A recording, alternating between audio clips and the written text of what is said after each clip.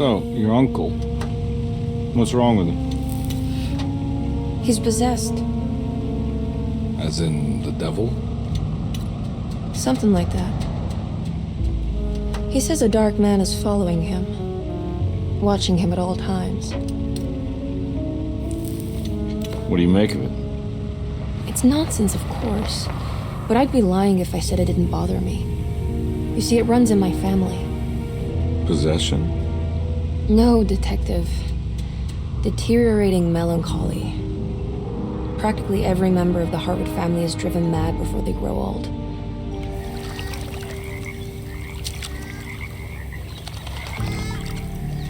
But Jeremy didn't kill himself. Is that why he's at your setup? Despite being convinced that he is truly possessed, he decided to put his last chips on Dr. Gray and his psychoanalysis, figuring he might stumble upon some cure.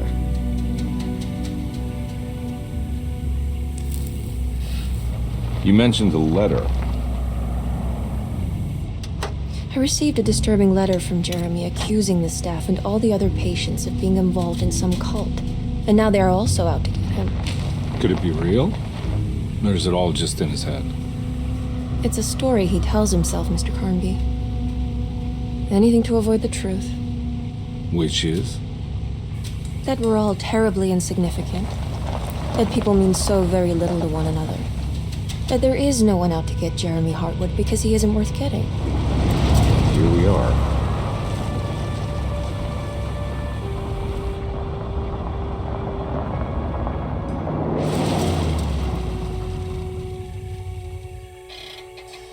My uncle's not well, Mr. Carnby.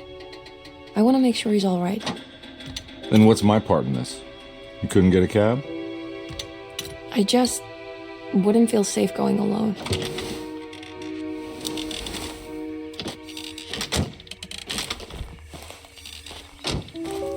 Did you bring a gun? Yeah. You think it'll actually come to that? No. But you might need to wave it around depending on how agreeable the staff will be.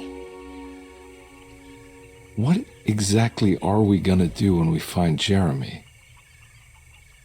I don't know. Let's just find him first.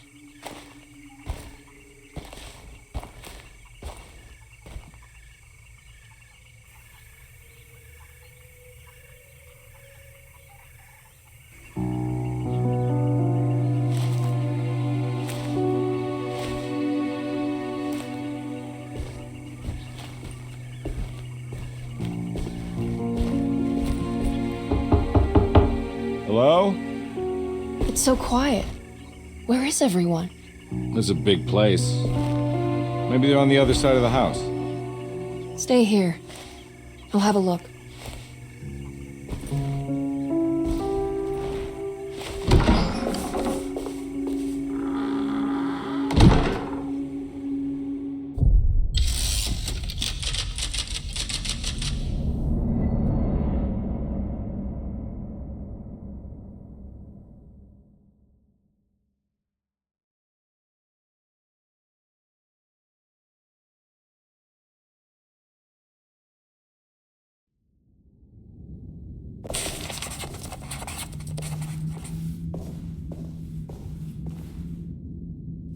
What's this?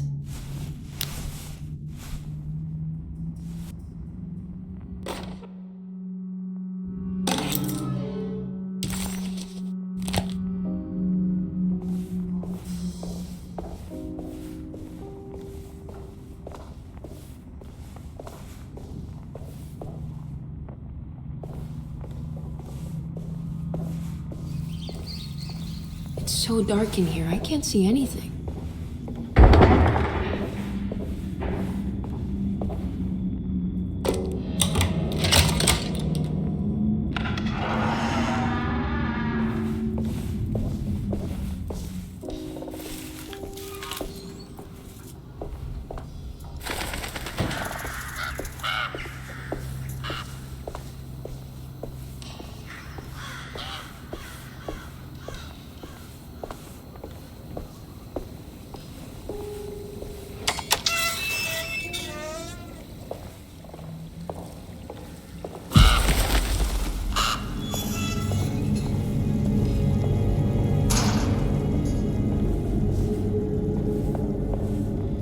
I need the key.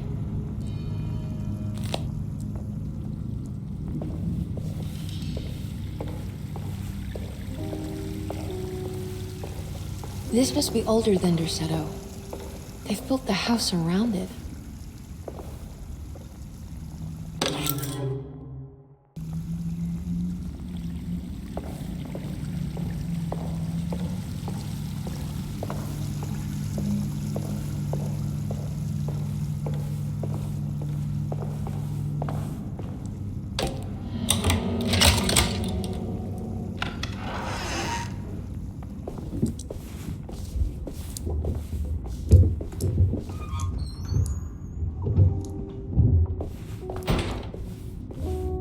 I'll just take this.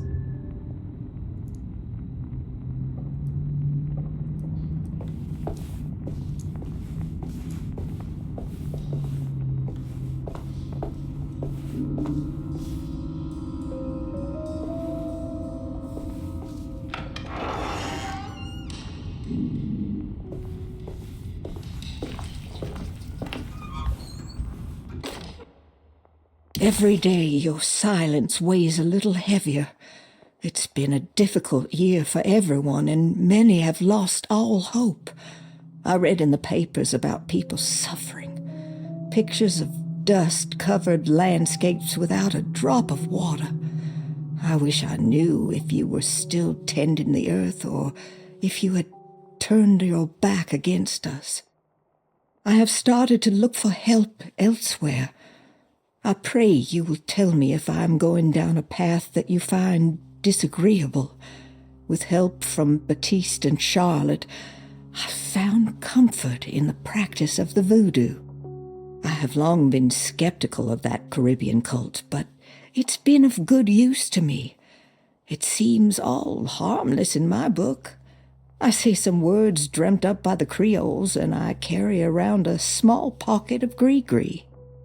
Nothing of this is mentioned in the Bible, of course, but the French Quarter priestess tells me it's all connected. She says the Christian God is just one more perspective on the creator of things.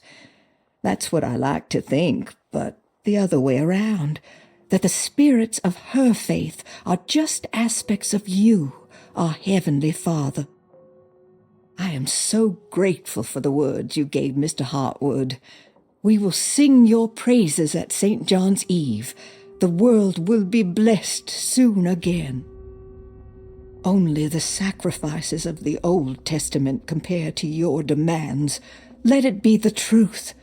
A mother of earth, wood, and dirt. A mother of 1,000 young. Sacred sand, $1. Black cat oil, $1.50. Devil shoestrings, a quarter. That makes $2.75, madame. What was that you were telling the doctor? A goat without horns. What does that mean? You must have misheard me, madame. I said no such thing. Please, I know I don't look like any of you, but I'm devout. I'm ready to do what it takes. Do not be so eager to sacrifice the few things you have left, madam. Now please, leave my store. A goat without horns.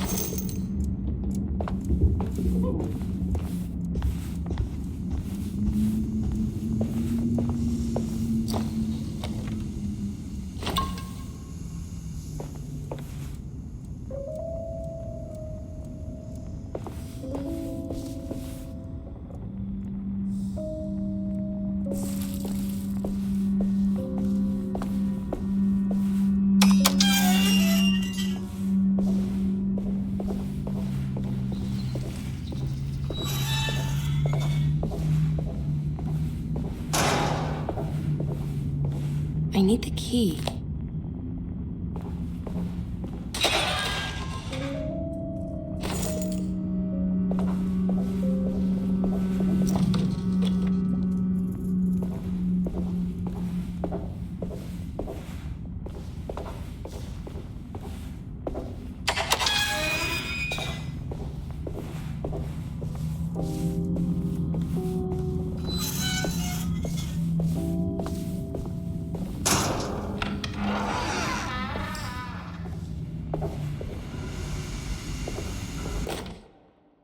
Please do not touch the boiler.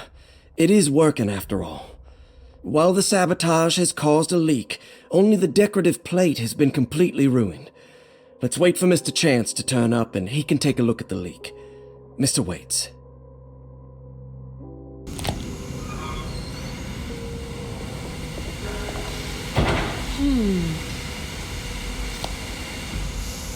That doesn't look safe.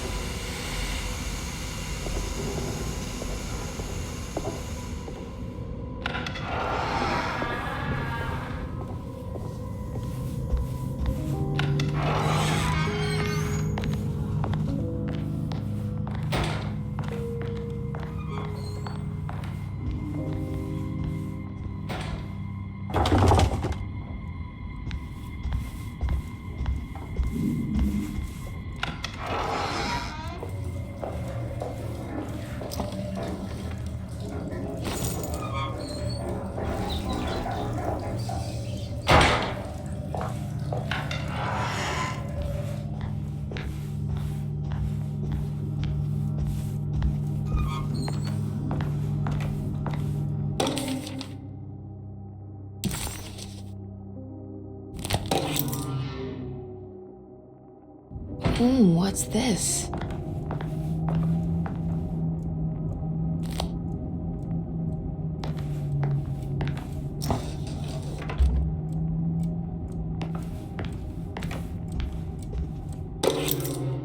Sunday, June 22nd. I spent all day looking for Jeremy. I should have cared for the others, but I'm scared that he will do something irreversible. Cassandra is upset that I didn't give her the latest shipment of pain medication that Waits brought from the post office yesterday. I would have given it to her, but the company didn't send a new key this time around, so the box is just sitting there on my desk. They must have figured we had plenty of their gimmicky keys by now. I only remember seeing one lately. Grace was playing with it inside the grand parlor. Unless it turns up by itself, it will have to wait. I have to figure out where Jeremy is. I think Jack knew something. That dog of his found a strange rot permeating the house. She's showing us, he said. Like those blots and streaks of fetid rot was talking to him.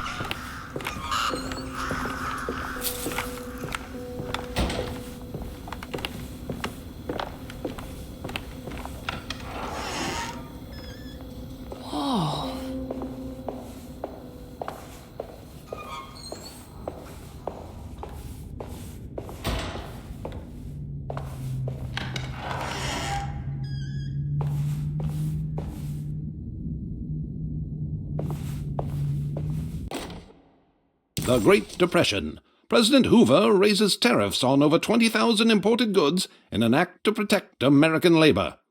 Following the collapse of the Wall Street stock market on October 24 last year, American industry has suffered greatly. Thousands of companies have gone bankrupt and left a large part of the American workforce unemployed. In an attempt to turn the tide, the Smoot-Hawley Tariff Act has been signed by President Herbert Hoover. By regulating commerce with foreign countries, the government hopes to encourage the industries of the United States to compete with cheap foreign imports. Superstition on rise. New Orleans voodoo stores and spiritual mediums see increased profit during troubled times. While the market has faced hard times ever since Black Thursday of last year, voodoo doctors and snake charmers see significant rise in number of customers. With the coming Eve of St. John on the 23rd, the police expect increased cult activity around Bayou St. John, the southern shore of Lake Pontchartrain. Voodoo rituals in that area on the Eve of St. John have a long tradition reaching back to the first snake worshippers brought as slaves from West Africa. During the 19th century, its practice was popularized by the legendary Marie Laveau and has since been embraced by many of the Creoles and the surviving aristocracy of the French Quarter. Author seeks asylum. Rumors regarding author Cassandra Beauregard making Derceto her home verified. Derceto Hospital is an old plantation building on the eastern shores of Lake Pontchartrain. While often considered an asylum for the insane, residing Dr. Elmore Lee Gray prefers to think of it as a convalescent home, a place where you can go to rest. The patient list is kept secret, but thought to include many of the black sheep of wealthy families, because at Derceto, treatment does not come for free. Local author Cassandra Beauregard has now been confirmed by her own admission. She's been lauded as a powerful Creole voice and written many successful books. Lately it was reported from Hollywood that she has finished a moving picture manuscript titled Slaughter Gulch. That film is set to hit the theaters next year.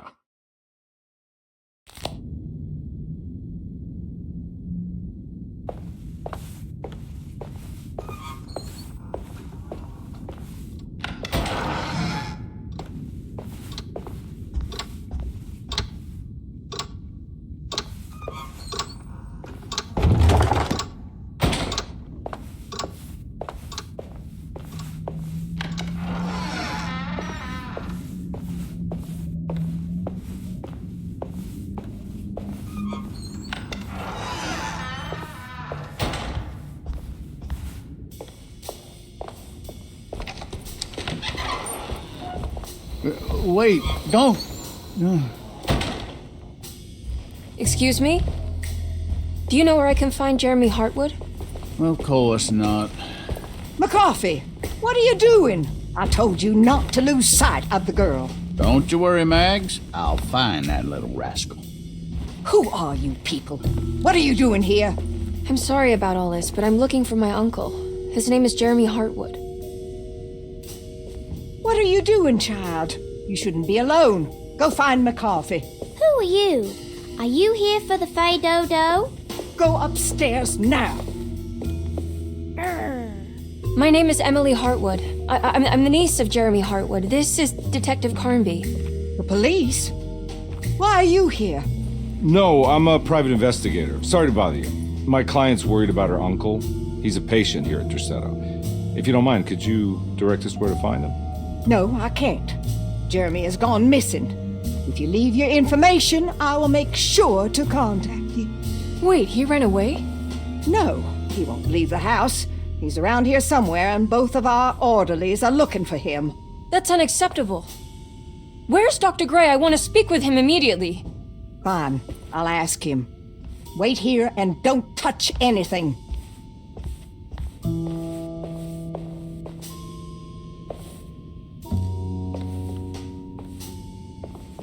Do you want to see Jeremy's room? Can you show us? Follow me.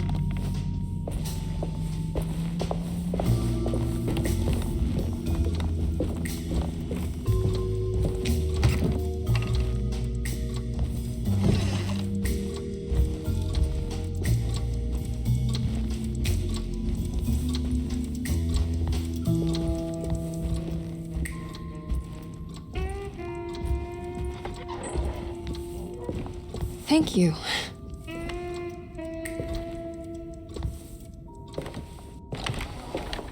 Strange kid. Let's look around, see what we can find.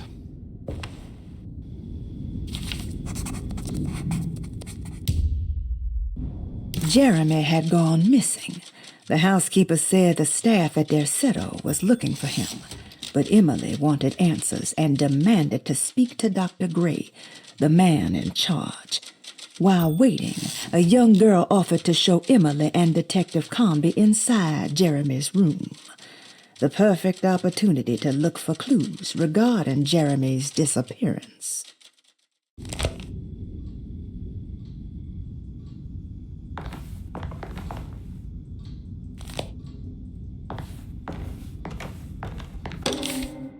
Every night the dark man stands opaque at the threshold of my room, counting the days until my spirit spills out of my tired shape. Only his pallid mask shelters my remaining sanity.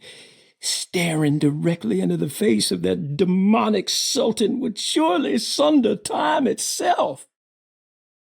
Would he have looked the same to my father as he struggled for his life? Does his veiled face haunt my niece quite the same way? I wish so that I could rest my soul in that sunburnt convent of Tarawea. Would I find you there, Juan? Or Senora Pirosi, back from the beyond? Every night I hide from him, moving from one misshapen memory to another. Scenes conjured out of fantasy and delirium. Places I struggle to even paint. I wish I understood your death, Senora. Is there anything I could do for you but bury you in that bleak necropolis?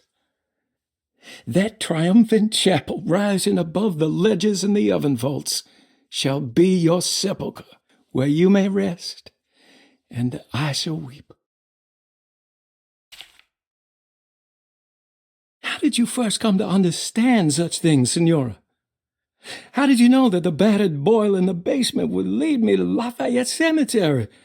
Or how the old upstairs clock, with its astronomical motifs, would take me to that hateful mound outside of Claremont Harbor? Those are my memories, my past. Is there perhaps a chance, if ever so small, for me to see Tarawea? Oh, I want that more than anything. Please, let my talisman take me there. Let me sit with Juan under his Bodhi tree. Despite having sold me that talisman, Miss Jackson, the voodoo priestess, revealed none of her secrets to me. That's why I had to travel to Tonka.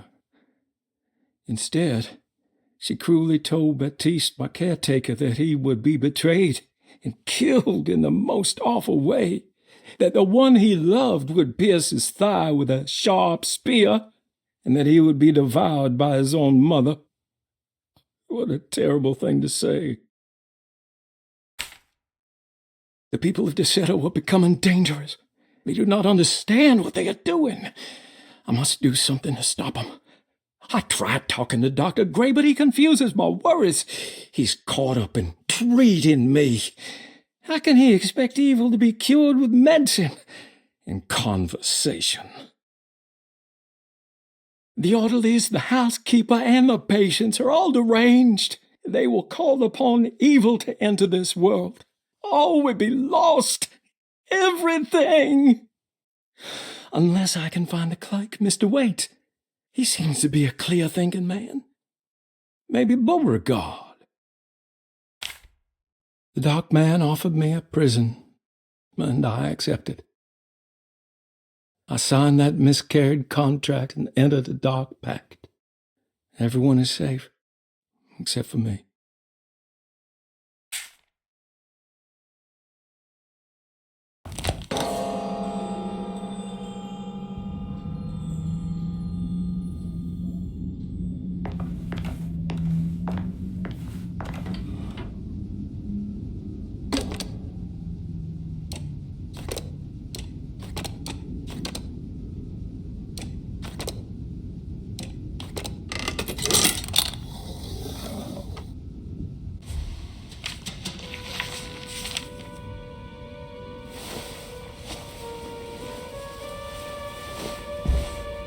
Have you ever seen anything like this?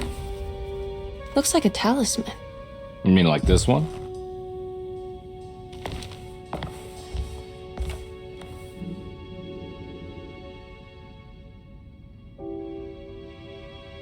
Can you find me a knife to cut the canvas? I want to take this with me. You want to take the painting? Sure, I'll find one.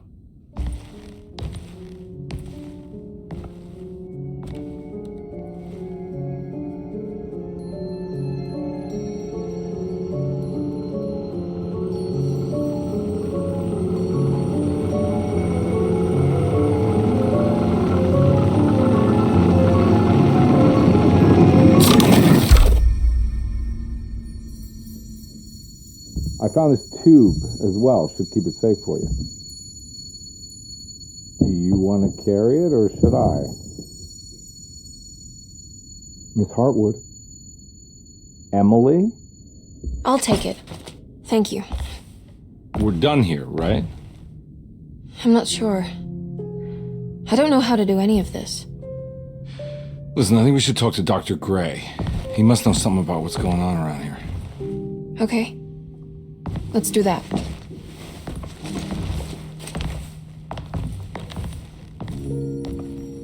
Come on, I don't want to be here all night.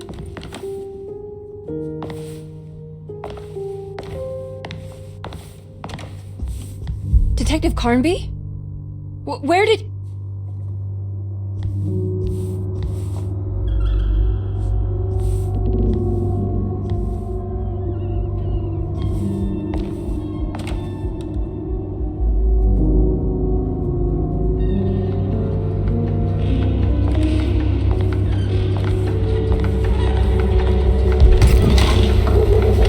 What on earth is happening? What is this place?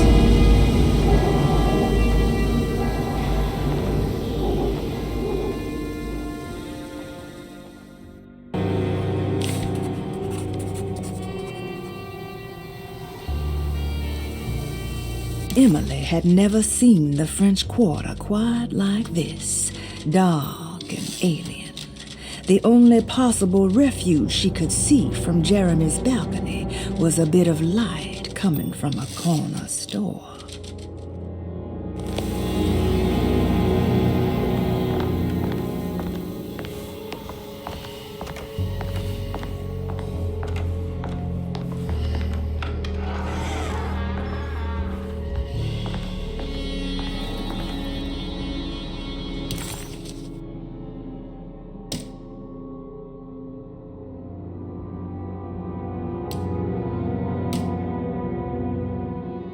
Dearest Emily, Deseto is the prey of evil, and now they're all in on it.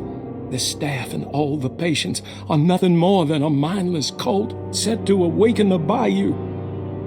I see now that it was wrong of me to try to survive the madness of the Dark Man. You will also learn that soon enough. Every hour that passes where I deny him his right to my sanity makes it worse for the people I care about.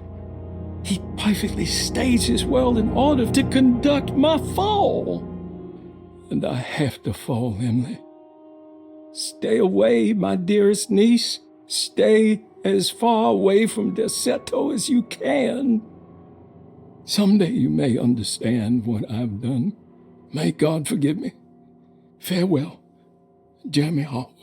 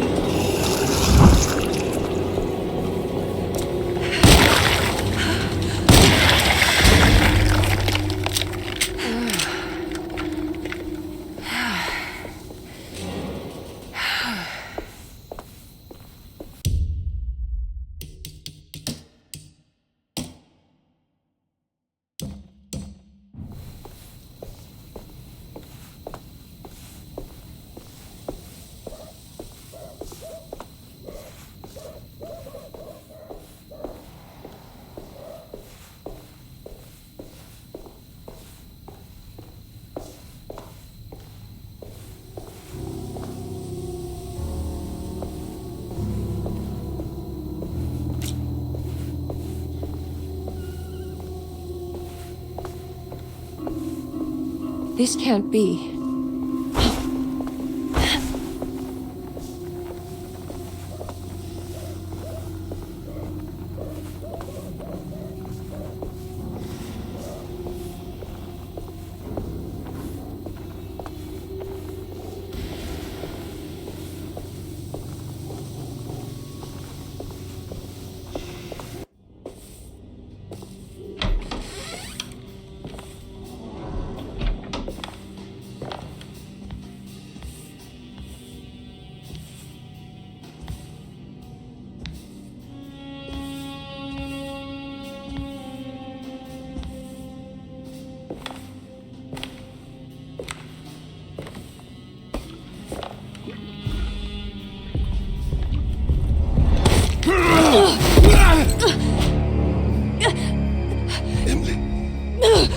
You? Batiste? How'd you get here? I was back at Derceto. Looking for my Uncle Jeremy? Jeremy's your uncle? I didn't know. Why would you? You're still working at Derceto? Yeah, both me and Lottie stuck around. We're real orderlies now. You remember my sister Lottie, don't you? What happened, Batiste? How are we here? You know about the dark man haunting your uncle? I'm familiar with his mental state. I think we all in his head somehow. Cause these streets are real, but they're not like on any map. Nah, this is like when you remember something, but in the wrong way. Do you know how to get back to Derceto? I'm not safe here.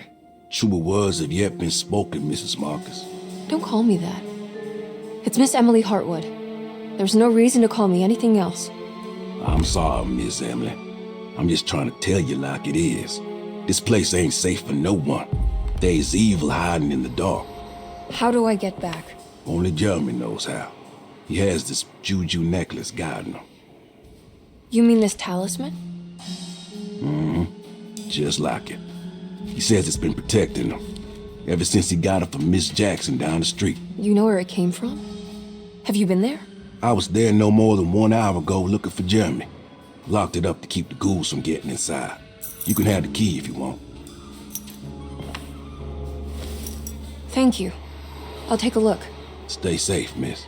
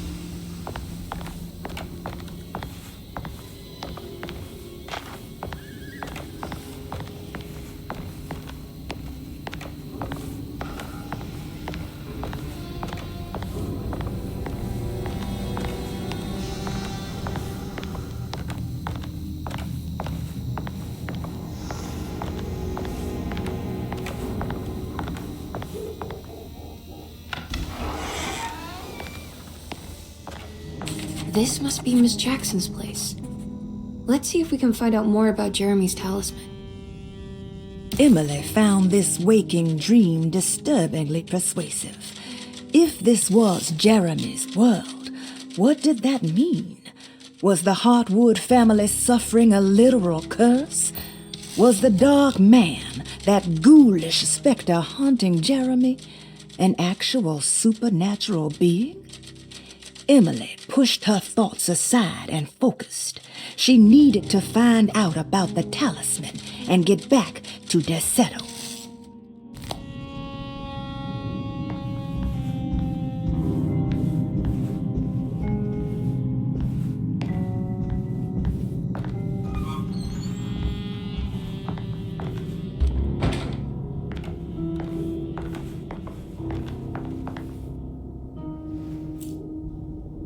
It looks exactly like Jeremy's talisman.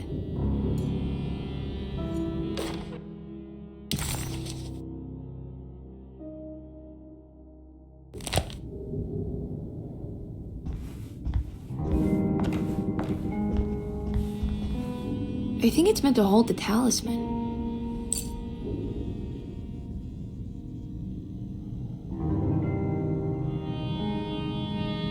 I'm not sure what numbers I should use. Maybe there's something in Jeremy's notes.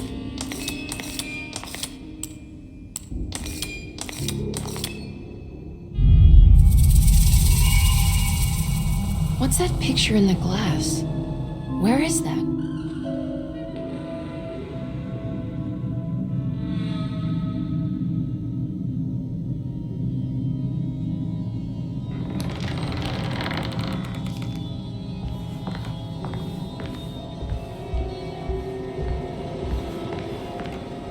Good to see you again, Miss Hartwood.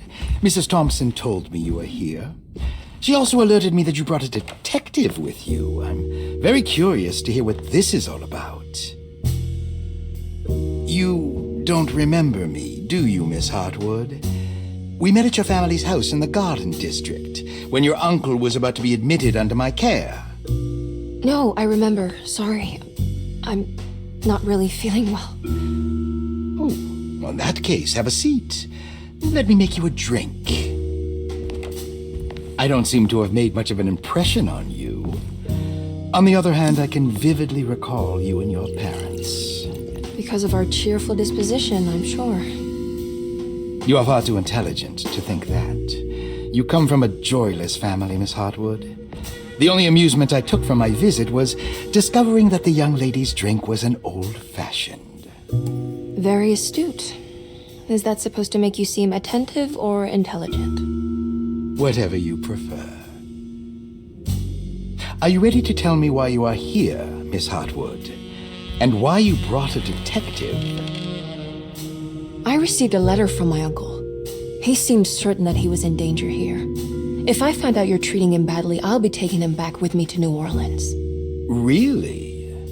Is he going to live with you in your tiny garçonniere?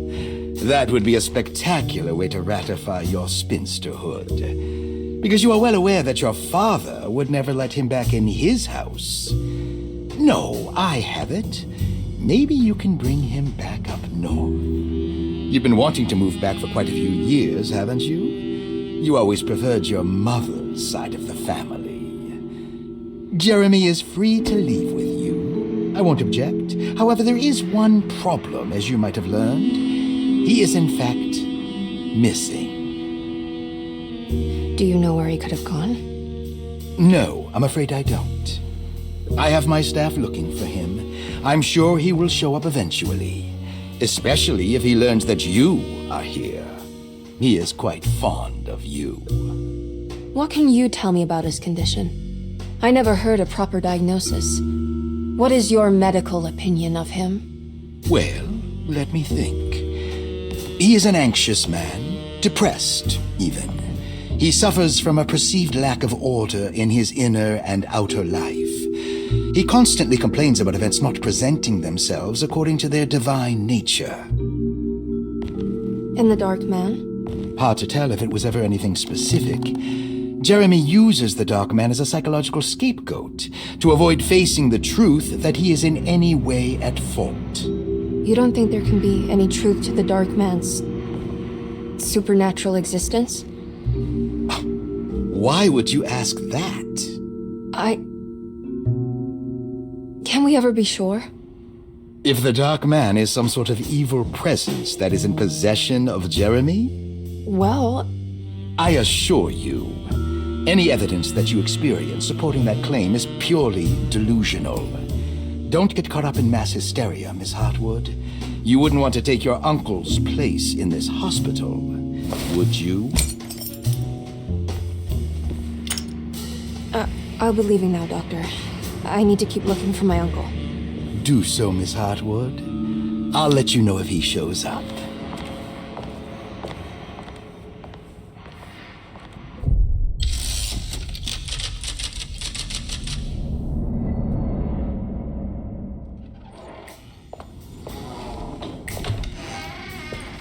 Detective Carnby!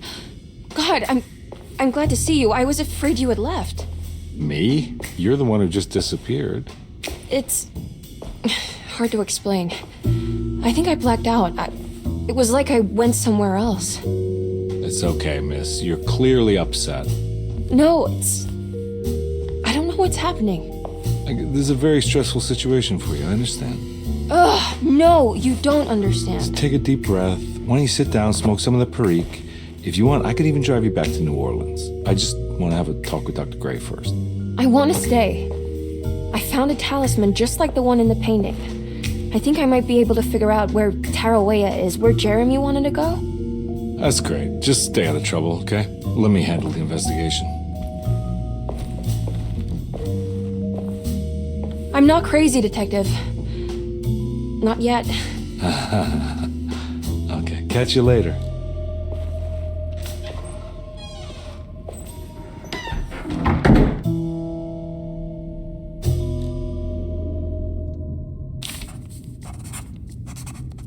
If a talisman like this can open up doors between the French Quarter and Derceto, then maybe Jeremy is hiding in some strange other world, like Tarawea, the place he mentioned in the book. No matter where he is, it's clear that my search won't be limited to Derceto.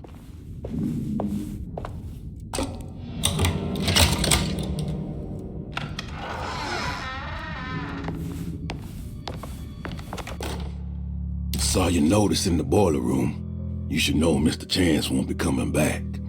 I got no business being in there myself, but you can take a valve from the wine cellar if you want to try to stop the steam pouring out. Be careful.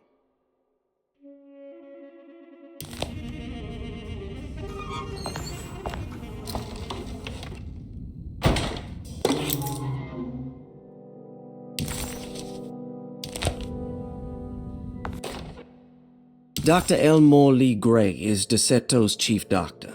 Accounting and all administrative work is handled by me, Paul Waits. Magdalena Thompson, or Mags, is responsible for the household. Jean-Baptiste and Charlotte Tabois are responsible for keeping the guests' medical regimens in check. Finally, Jack Chance is our gardener, who can occasionally be seen in the conservatory, but is for the most part busy outside. There are currently 6 guests at Derceto. Malcolm McCarthy and Ruth Tallant reside on the first floor. Jeremy Hartwood, Elisabetta Perosi, Grace Saunders, and of course Cassandra Beauregard live on the second floor.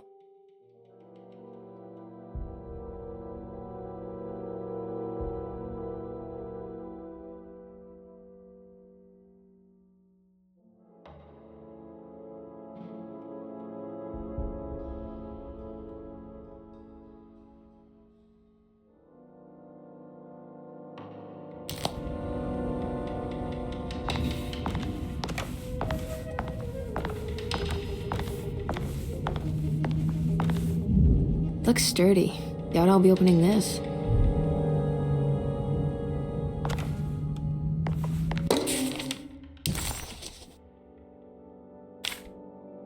Cassandra Beauregard, the beloved author. Very exciting, isn't it? What do you want to put down for reason for admission? What her agent told us. Cassandra suffers from writer's block and needs to finish her moving picture script before the end of June. Mr. Chardot suggests Cassandra's heavy use of barbiturates is holding her back and risks ruining her career. And how should we summarize her personal history? Let's keep it short. Cassandra Beauregard is a beloved crime author who managed to pull herself out of poverty and into stardom. 5 years ago, she tried killing herself by jumping off a balcony. The incident left her a cripple, and now relies heavily on her wheelchair. And for diagnostic impressions? Cassandra suffers chronic back pain following her suicide attempt. She self-administers morphine to keep herself ambulant, but has become addicted and the desired effect is now lost. The drug abuse clouds her mind, and she is unable to focus on real life.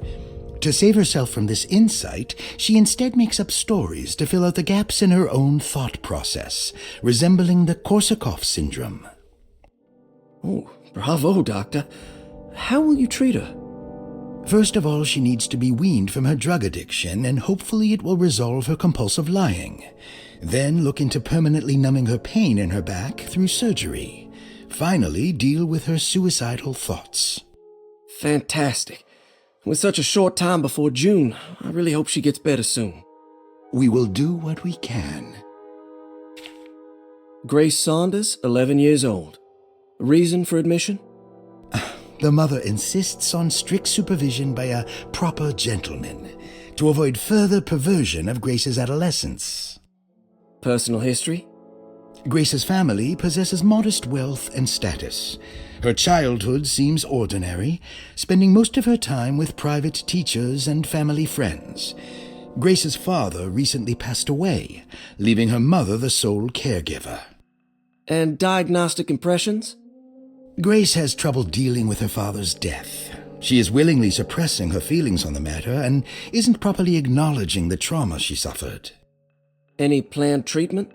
Grace needs nothing out of the ordinary. She simply needs parental guidance. Eventually, we can work on her feelings toward her father. Thank you, Doctor. I'll finish the paperwork and get her installed. Malcolm McCarthy, 54 years of age. Reason for admission? McCarthy admitted himself to Dorsetto, stating simply that he needs some damn rest. And personal history? McCarthy claims he used to work as a lawyer in Baton Rouge, but says he can't go into details because of some legal dispute. His background remains largely a mystery, except for the occasional clue that he drops in conversation. Huh. And diagnostic impressions? McCarthy is an anxious man and an alcoholic.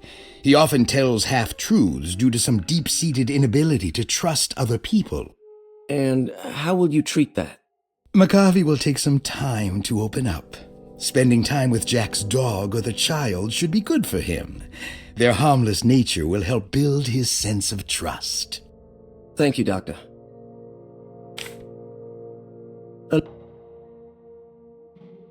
Elisabetta Perosi, 33 years old? What should I put down as reason for admission?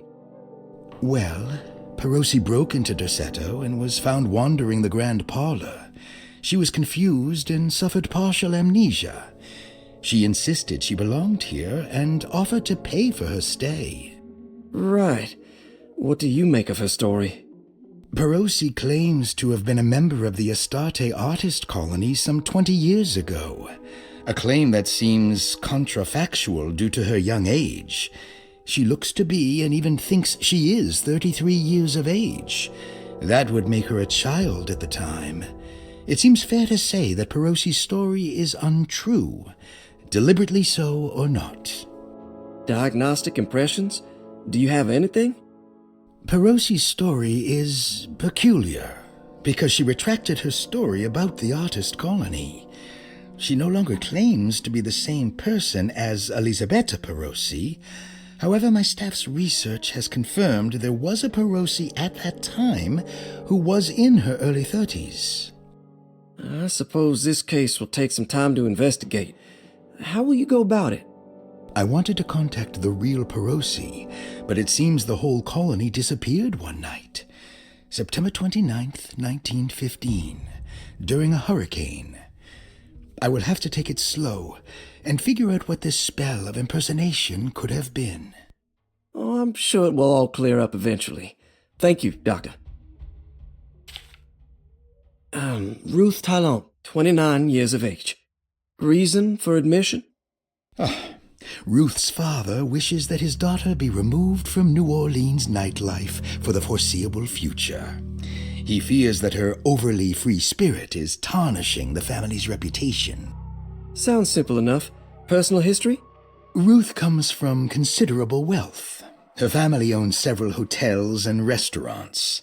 Unlike the rest of the family, her sense of adventure has taken her around the world, including France during the Great War as a photojournalist.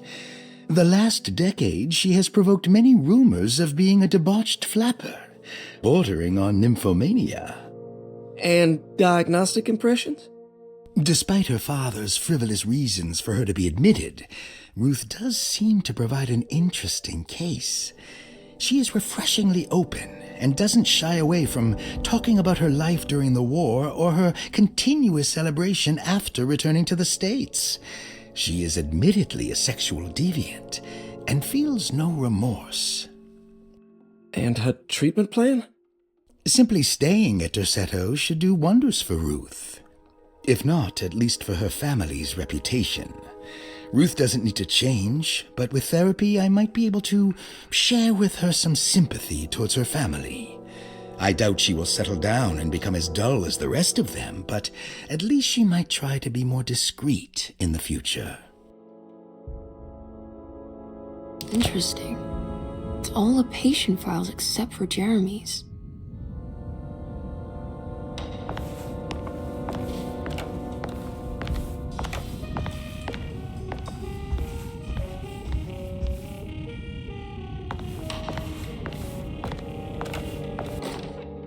Paul, you're right about the plates on the boiler and the clock. They have been sabotaged, and I think I know who did it. They have something to do with Jeremy's episodes and how he seems to disappear at night. Right now, it's important that you keep an eye out for any of the pieces. I want to find out if I can repair the plates. Let me know if you find any of them. Lottie. Tell Lottie to take a look at the well in the kitchen garden.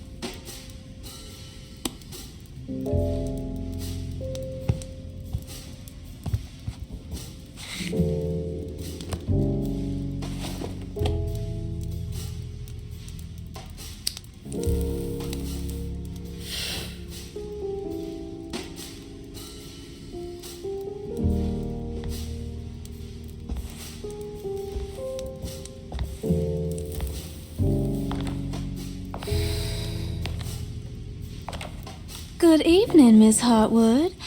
That is your name, isn't it? I would be terribly embarrassed if it wasn't. You're right. Emily Hartwood, Jeremy's niece. Nice to meet you. Ruth Talon.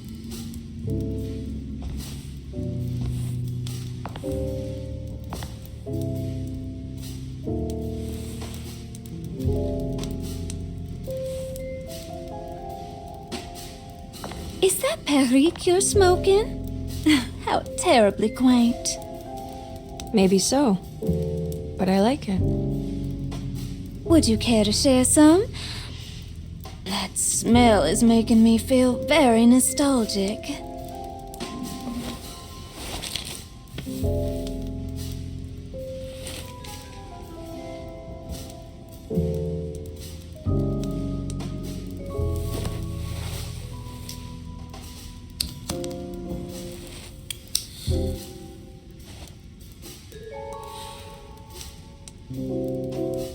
Is it all that you hope for? I enjoy your light mockery, Miss Hartwood. I can tell we would make great friends. How flattering. Too bad you're locked up in this place. Your insincerity is really refreshing. I wish you were mad as I am. Then you could stay. Give it a few years and I might just be. Lunacy is one of my family's few privileges. Oh, good. I'll be looking forward to it.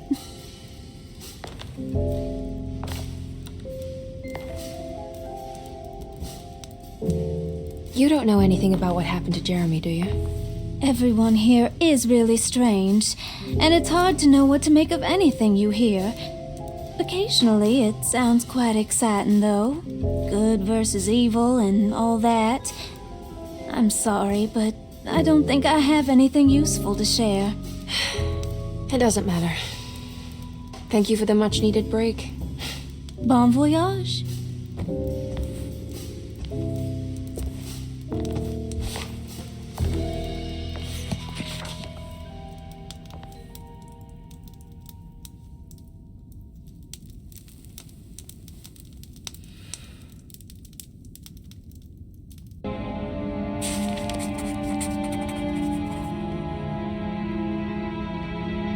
Emily felt surprised by how much she enjoyed the company of Ruth. There was something familiar and friendly about her, like they were old friends that simply forgot about each other.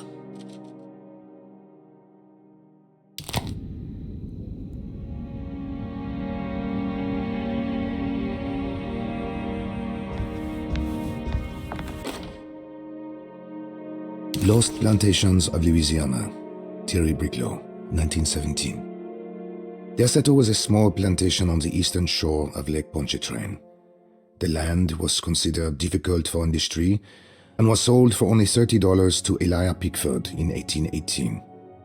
Pickford employed hundreds of workers from nearby New Orleans to clear the woods and build a small plantation mansion facing the lake with a striking Greek Revival temple facade. Derceto kept a modest production of Barrique tobacco and indigo that persisted up till the Civil War. During the antebellum era, Derceto was the source of many rumors concerning voodoo and witchcraft. People who traveled the lake reported seeing people dance at night in front of bonfires, bleating and wailing. On June 17, 1862, Captain J.W. Norton of the Union Army recounts leading a raiding party from ships anchored in Lake Pontchartrain in order to seize control of Derceto and free the slaves working there. The captain was surprised to find the workers fighting back with unprecedented zeal. Norton's account describes these men and women as enraged with fanaticism.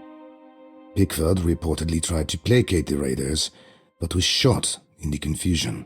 Captain Norton left the mansion burning and retreated to his ships with his men. Derceto was left in ruins for several decades. The ownership of the land was long disputed and returned to the Ledoux family in 1901.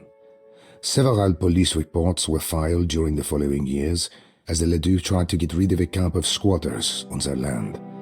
The police made several visits to remove the trespassers, but the people kept returning. On November 1, 1907, Inspector Legrasse of the police charged a deadly attack in order to save several children kidnapped by the squatters. Many were killed and even more were jailed. The following year, Ledoux rebuilt Derceto, incorporating the surviving stone foundation and adding a magnificent wrought iron conservatory. The farmland had been reclaimed by the surrounding woods, so it was no longer profitable to use as a plantation. Instead, the house was turned into an artist's colony. The Astarte Artist Colony was a successful group of artists, including figures such as painter Heinrich Cassel and poet Nora Keith. The group was also known for their beloved Mardi Gras crew called the Pirates of Pontchartrain. On September 29, 1915, a tropical hurricane tore through Louisiana, causing Lake Pontchartrain to flood New Orleans. Due to the remote location of Derceto, it took almost 2 weeks for outsiders to learn that the artist's colony was abandoned. The 12 residing artists had all vanished without a trace. The empty mansion of Derceto still stands on the shore of Lake Pontchartrain, with much of its temple facade intact. The Ledoux family currently has no intention of repairing the house.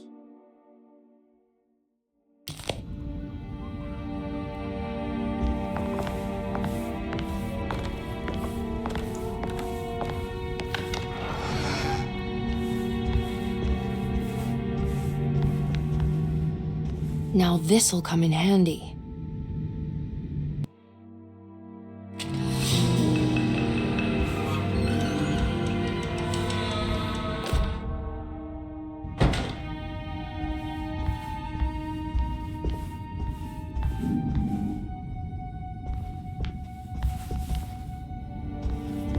It's wet shut.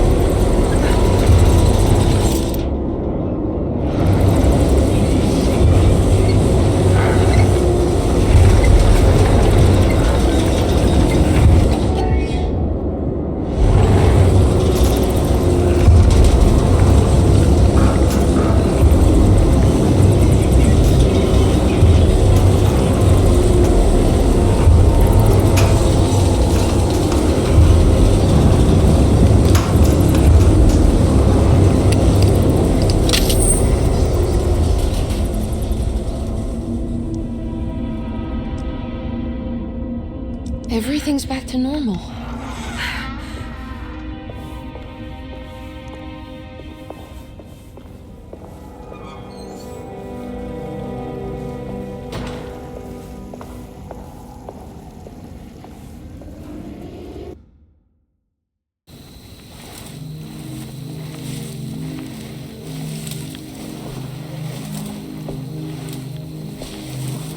Yahweh saki nantet wen, nun prami saki nantet wen, men le anjeni man yo deshena.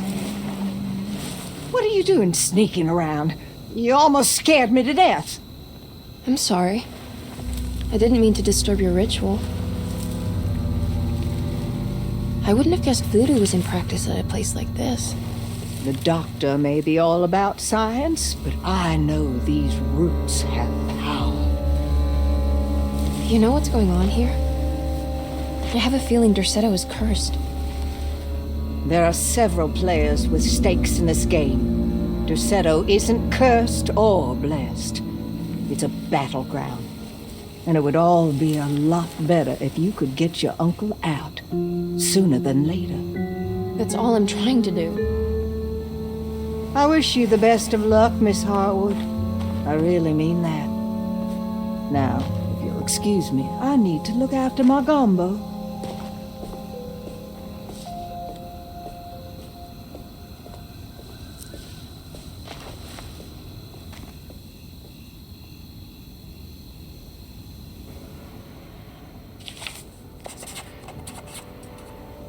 The housekeeper buried something in the flower patch beneath one of Dr. Gray's windows. She was singing in some Creole language, performing a peculiar bourgeois voodoo ritual. Certainly not an unfamiliar sight in the French Quarter, but voodoo had never felt this bitter to Emily.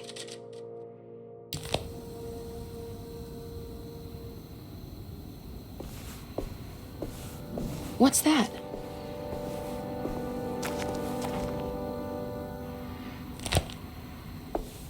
It's another piece of broken plate.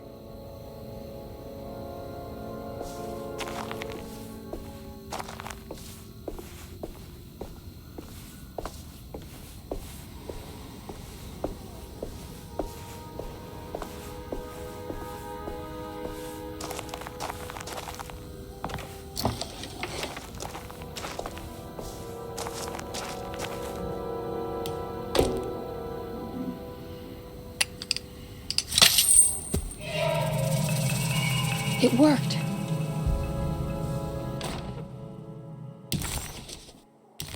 What's this?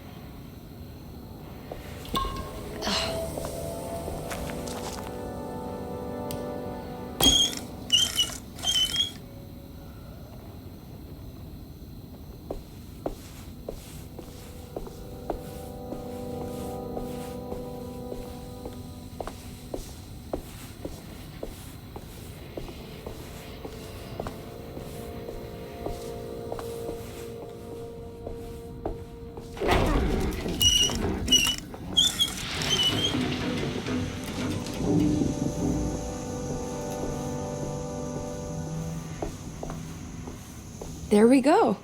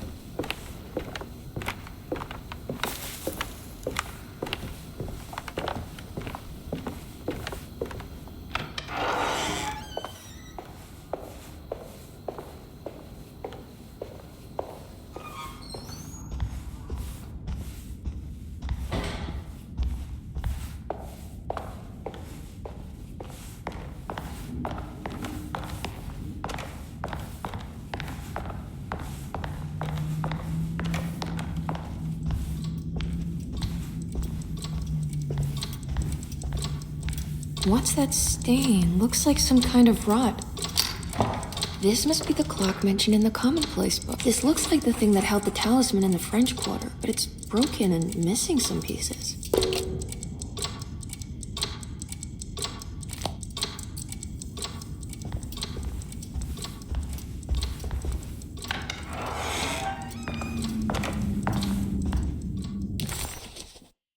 The old...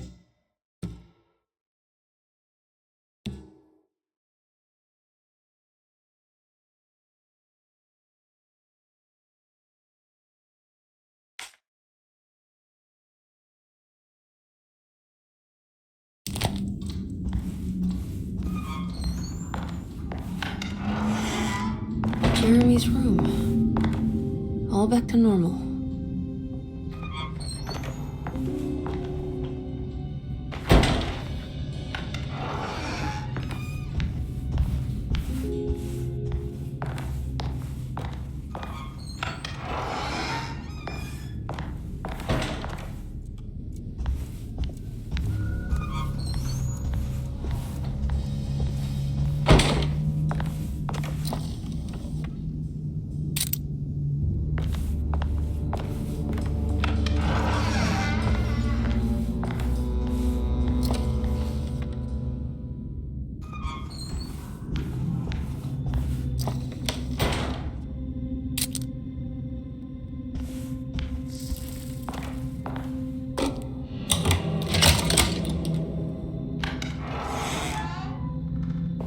What a strange but beautiful room.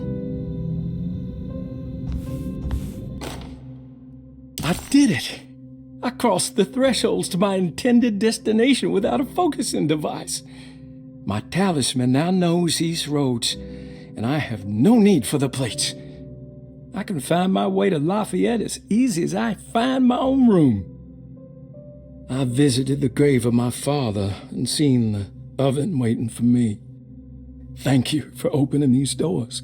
I now must summon my courage and go back to that hateful mound outside the oil rig. I hope you'll be feeling better when I return. Jeremy.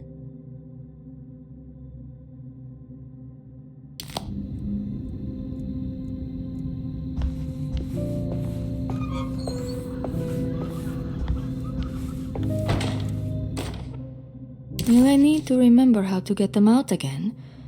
They are locked up for good reason. I am sure she is still able to whisper the answer in the ears of the wrong people. But not for long. I will see her burned soon enough. That black goat will be sacrificed to put an end to it all. Then it will all be over. No more Derceto, and sadly, no Astarte. Those good pirates of Pontchartrain.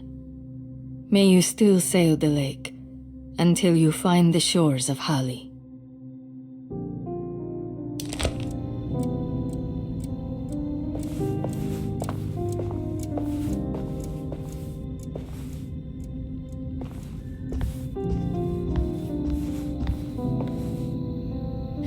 Are these zodiac signs?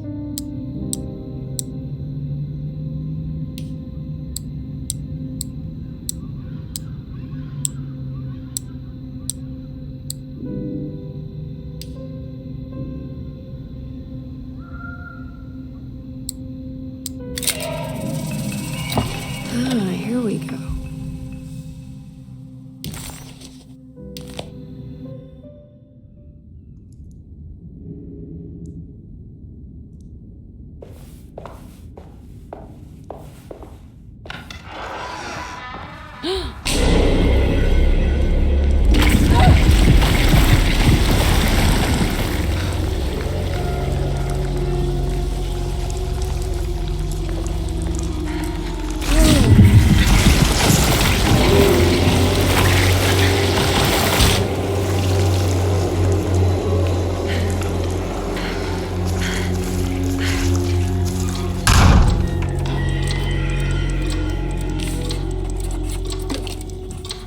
I've seen this somewhere. I don't understand what's happening.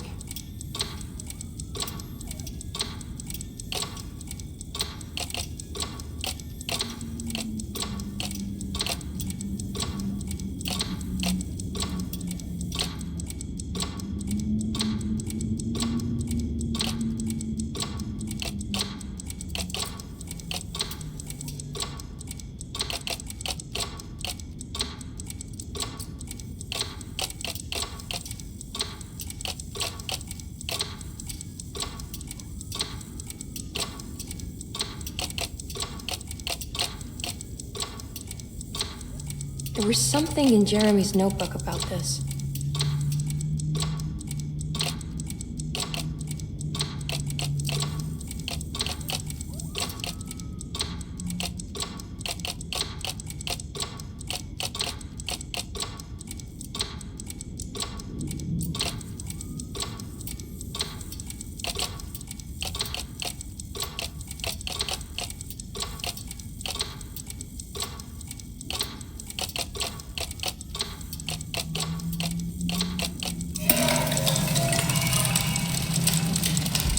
Did it break? The clock just stopped.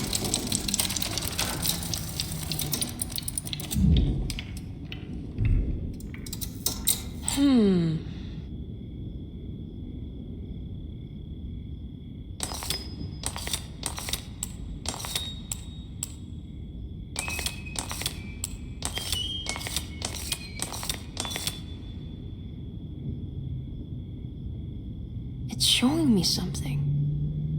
That's just the hallway outside Jeremy's room, isn't it?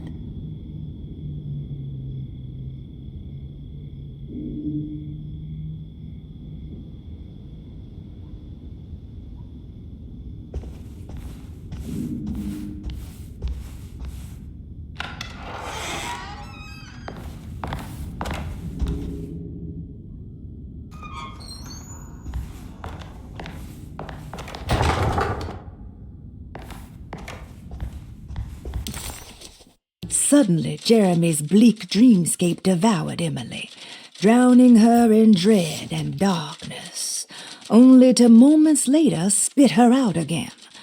What had happened, and why? Was that her doing, or did someone else make it so?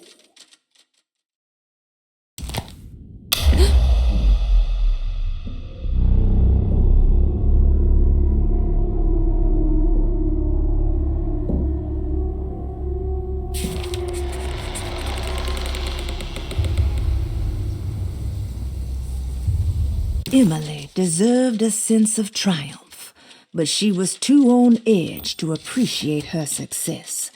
There was no reasonable explanation why the talisman let her open up this other world. Was this really happening? Or was this somehow all in her mind? There was no time to question her own sanity. She had to find Jeremy. If he was here, she thought, would she find Jeremy in the hateful mound?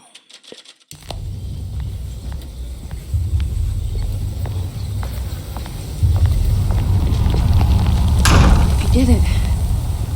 I opened up another dream.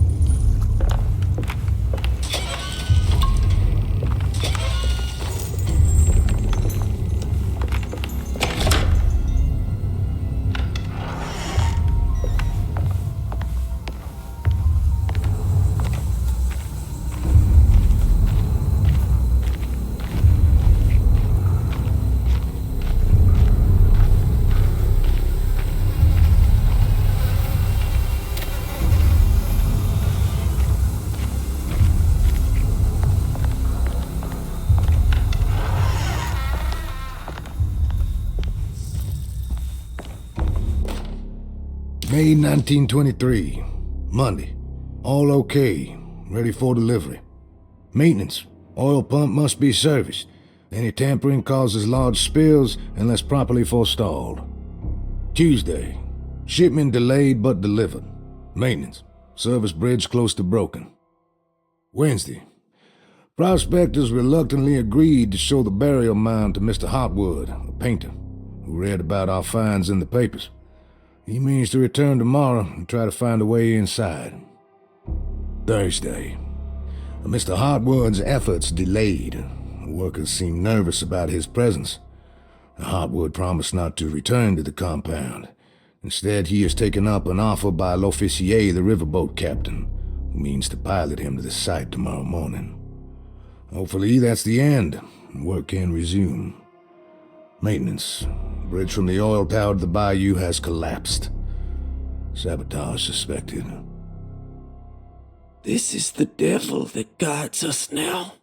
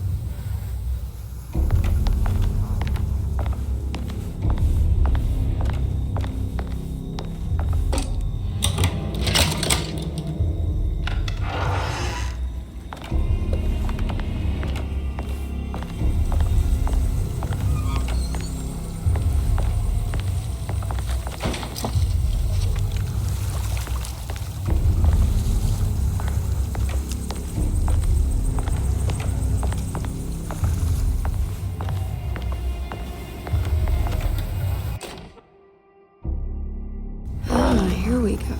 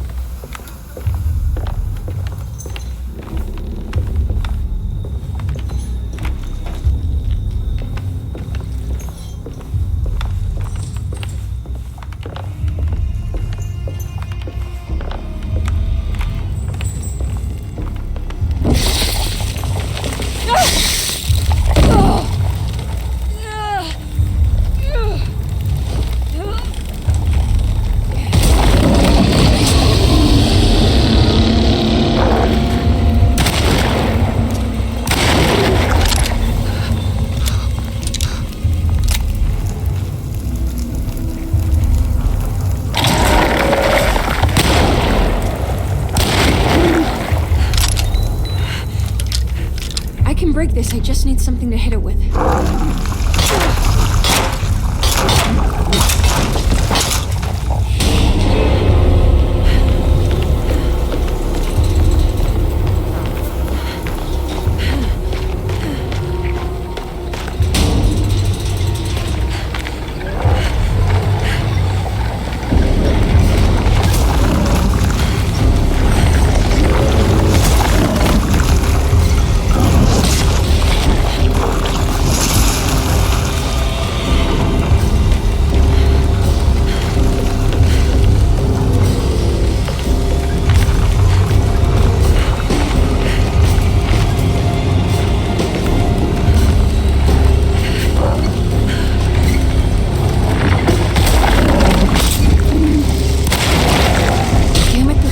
To get to the other side.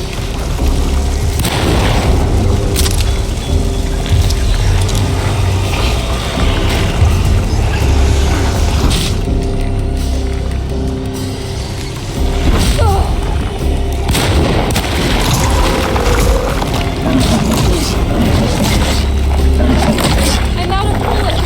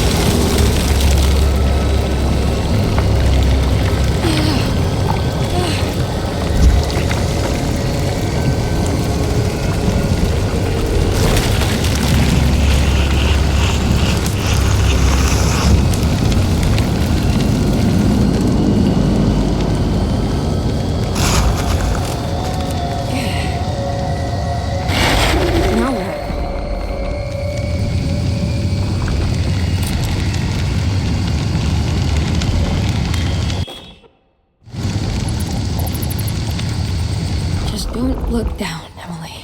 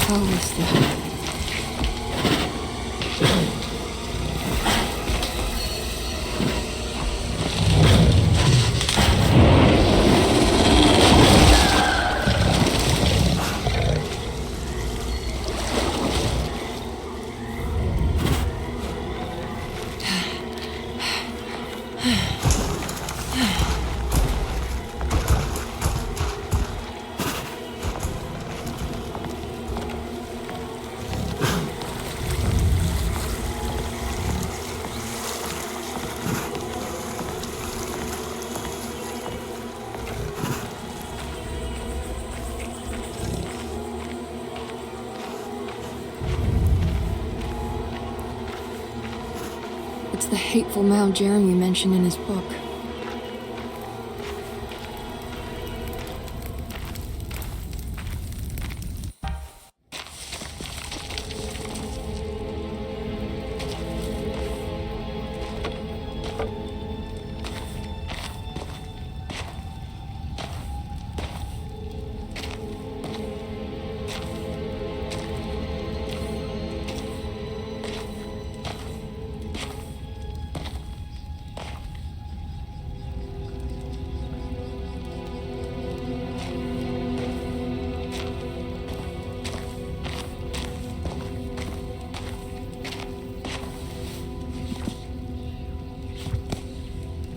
Jeremy, you dropped your...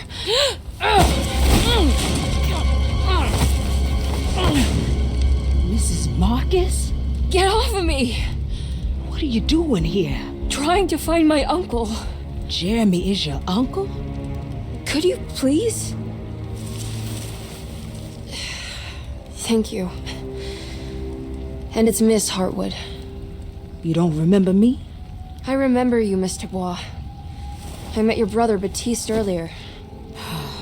I suppose he hadn't found Jeremy either then. We spread out to find him. Can I have this? I'm trying to get to Tarawea. Fine, believe the rest. I just want Jeremy to come looking.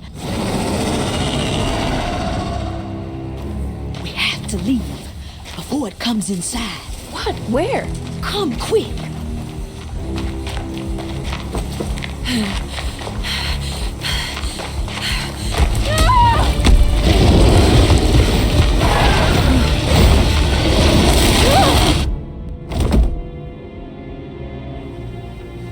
Oh, God damn my soul.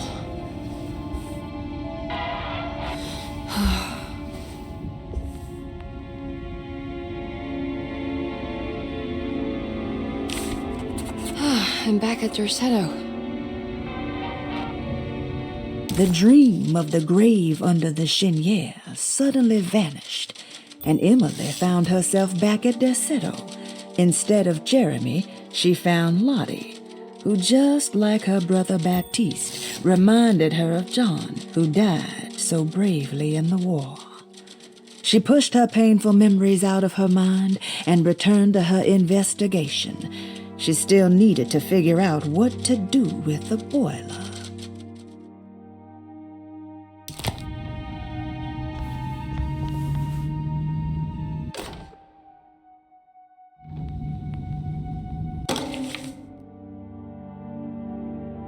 Reflections on the Power of the Verb in Certain Texts by Juan Luis Jorge. To act is in itself divine. Even the slightest movement of our hand is evidence of our soul in motion. Yet our free will is so easily overwhelmed by the dullness of everyday life. Our actions become rote and rigid in spite of luxury and comfort. True divinity is found in the choice of leaving the stage where we all perform. People who discover this freedom unexpectedly will be struck by the terror of this revelation and become paralyzed, or worse, turn to suicide. However, if you are able to weather that storm, you will discover that there is a divine path beyond that fear. There is a chance to dismount your destiny and make something new. Something that hasn't been planned for or predestined. There is difficulty in explaining this type of acting as it transcends our everyday choices.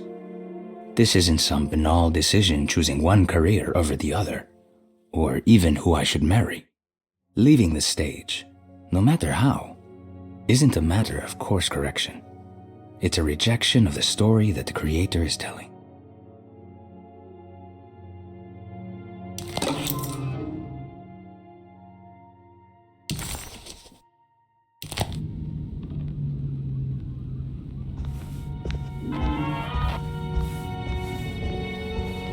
It's wet shut. It worked.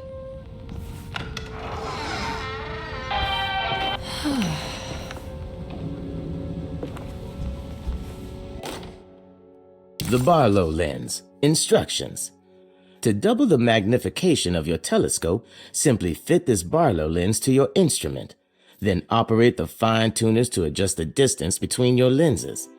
This is easily done while looking through your eyepiece.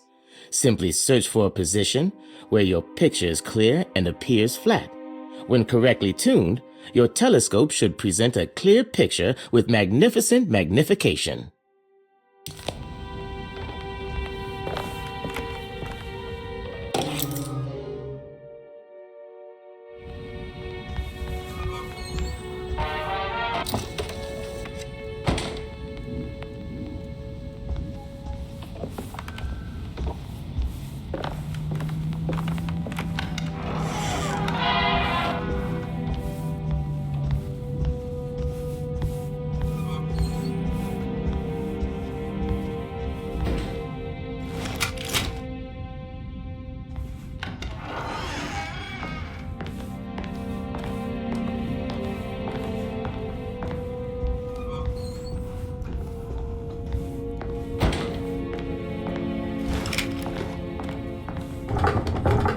It's blocked.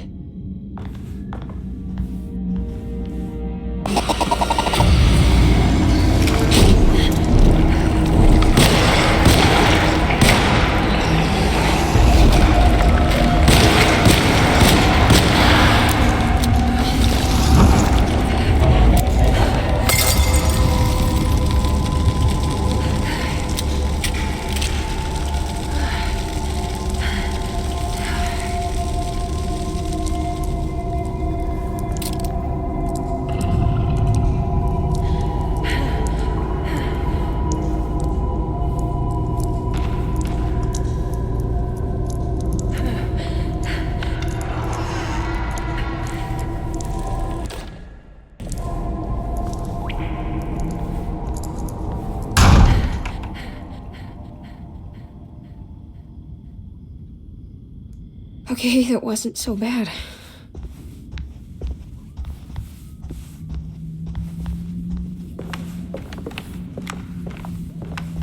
It's wet shut. It worked.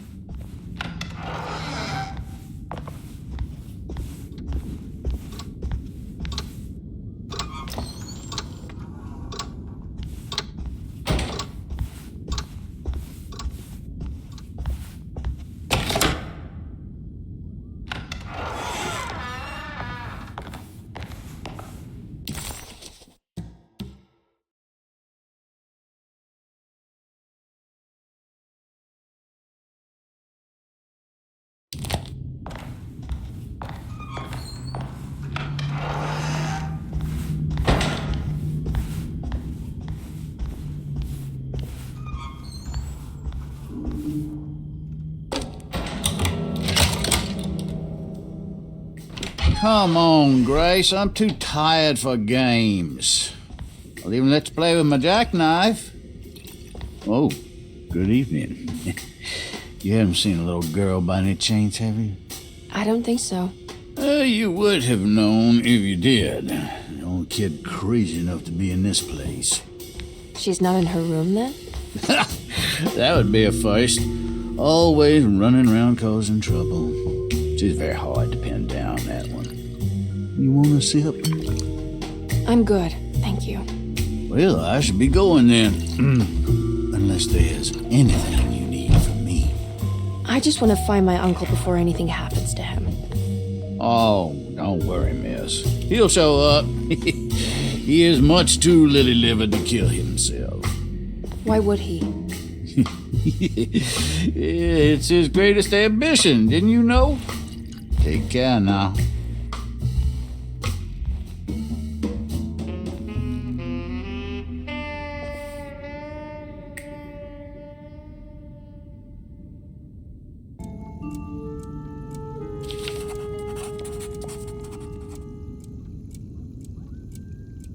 McCarthy moseyed off to continue his search for the little girl.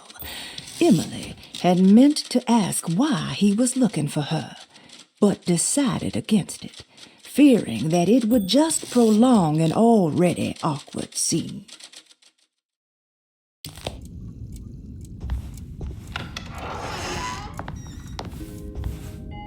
So this is Grace's room. Cute.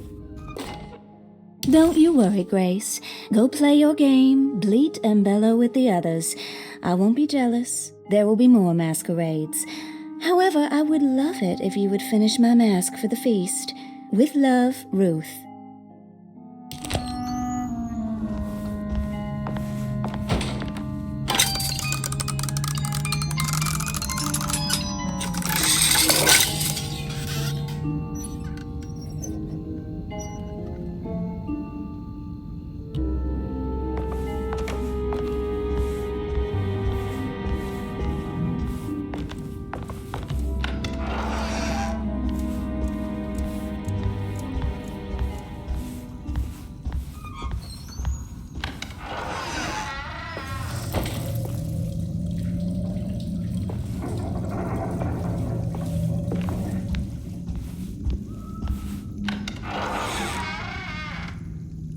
This must be the great Cassandra Beauregard's room. I'm not sure what I expected. Maybe something more extravagant? Miss Beauregard, I picked up your medicine at the post office today. As you understand, it needs to be administered by the orderlies for your safety. I've put the box in Lottie's room for now, and I'm sure she will find you as soon as possible. Mr. Waits.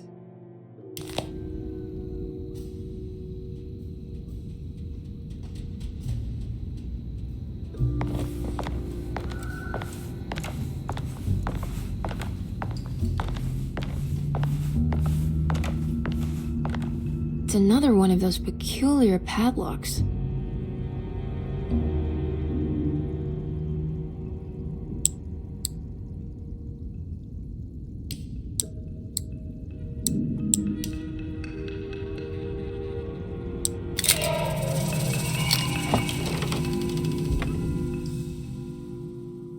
It's another piece of broken plate.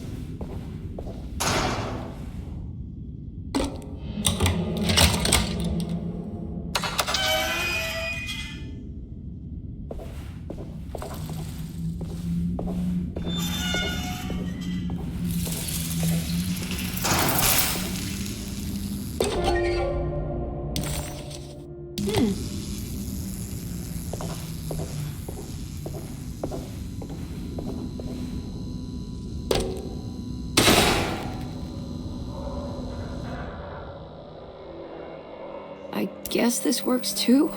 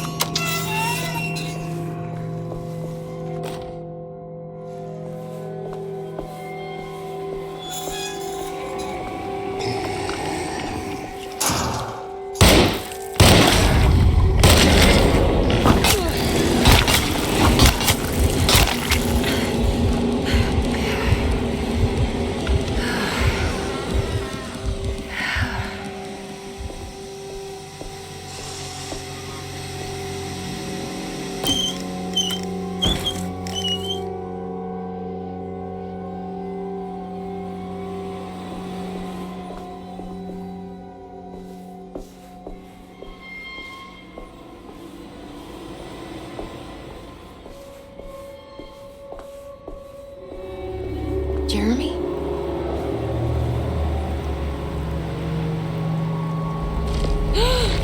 What the hell is that?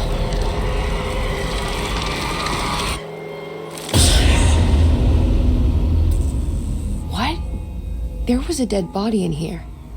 Did I just imagine that?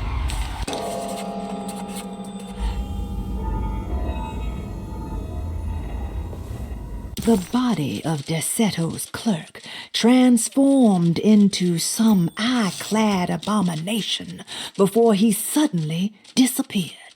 Surely it was all in her head, a horrible vision planted by the Dark Man.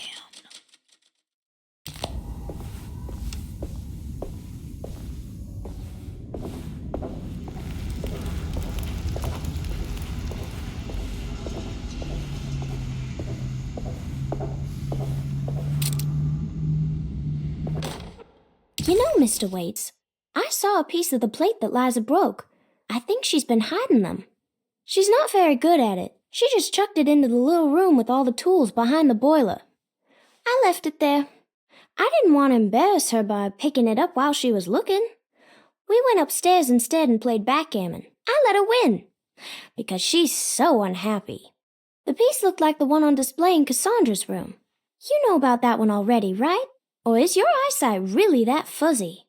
I hope you don't feel bad about your glasses. You only look stupid when you squint. Maybe if you had more eyes, you would see these things.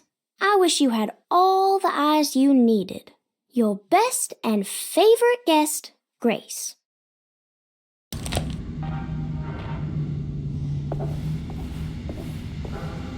It's another one of those plates for the talisman. It's also broken and missing some pieces.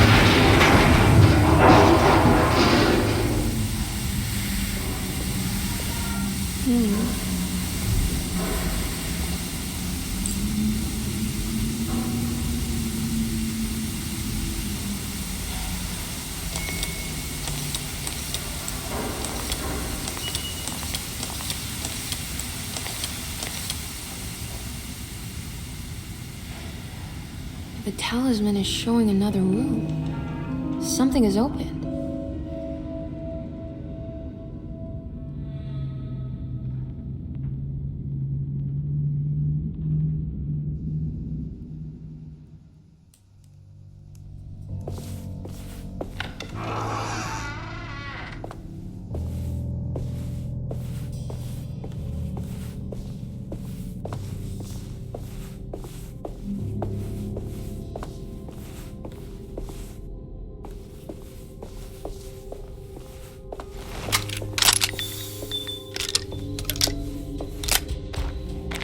worked.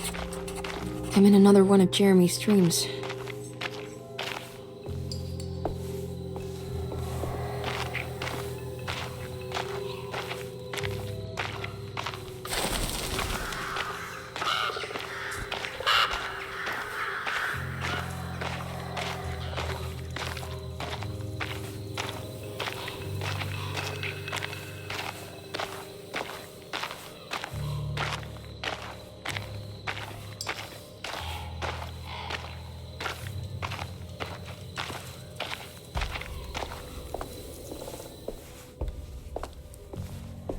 It's been a while since I visited the family tomb.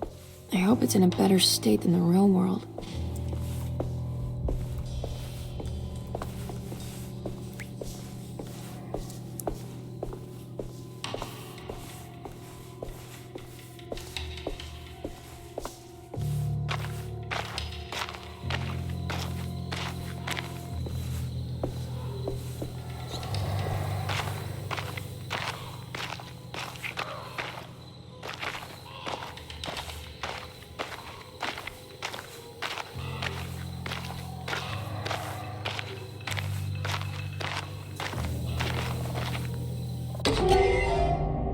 What's this?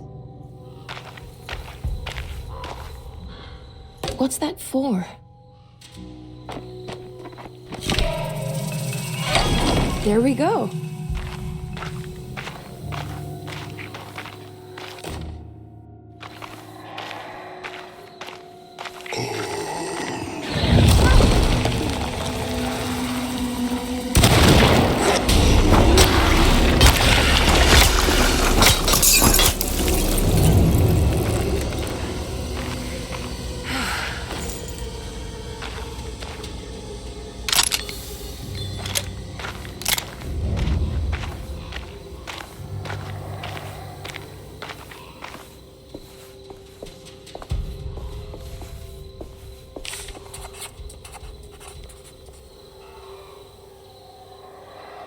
It was the chapel where Jeremy had promised to mourn the mysterious Perosi.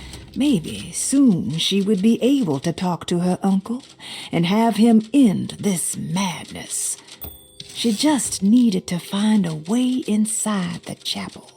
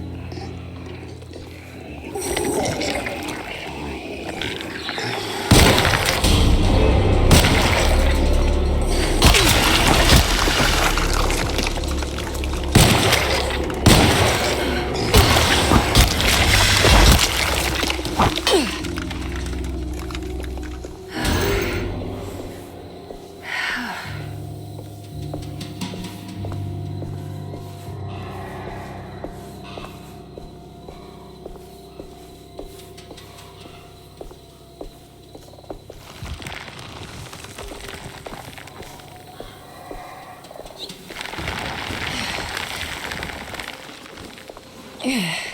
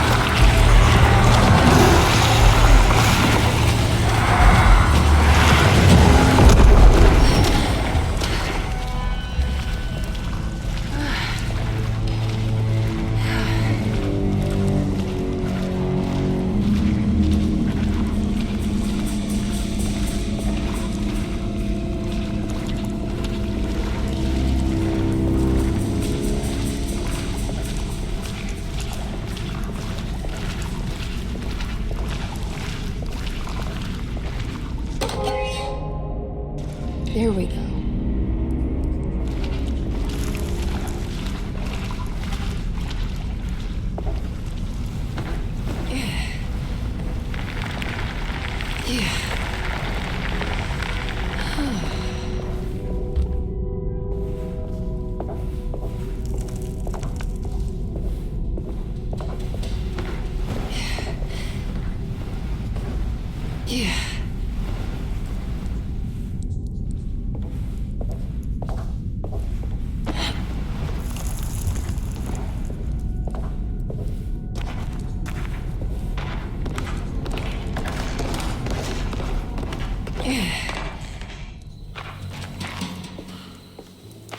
I made it out.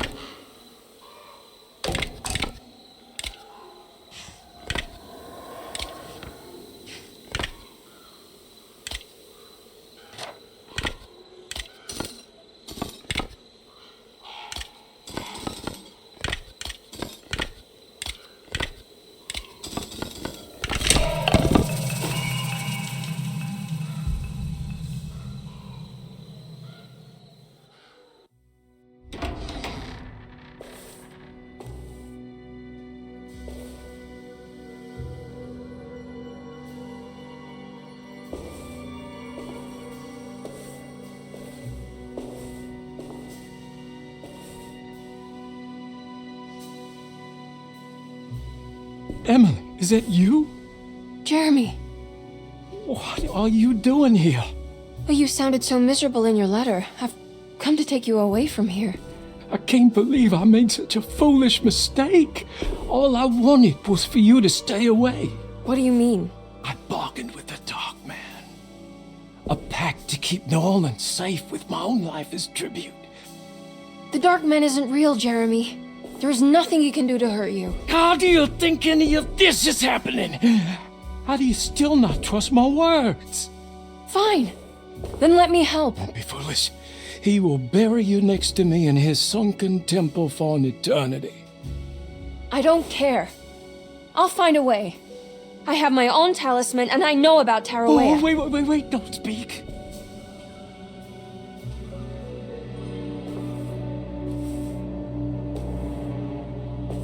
Who's in here? Show yourself. You know who, Emily. He took your grandfather. No, I mean it. Who's in here? I can feel someone's in here.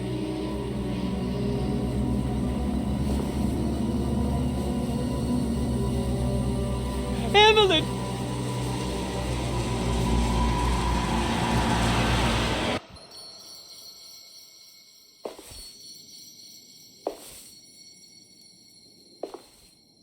Tarawea. Why do you want to go there, Jeremy?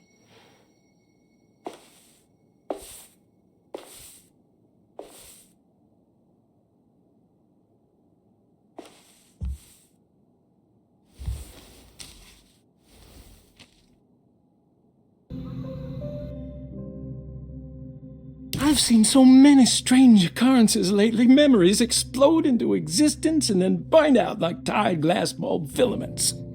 Dreamscapes crash down from the stars and sink into the sea. Doors that lead to nowhere and absolutely everywhere at once. With all this reverie, I want to think there's a chance that you found a way to remain alive in some way I cannot fathom.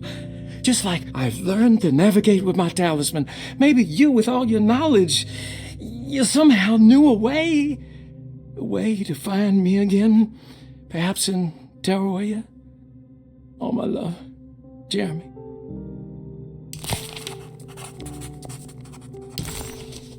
I need to find out more about Jeremy's pact with the Dark Man. He meant to go to Tarawea. Maybe there is something there that would help. She was beautiful. I wonder what happened to her.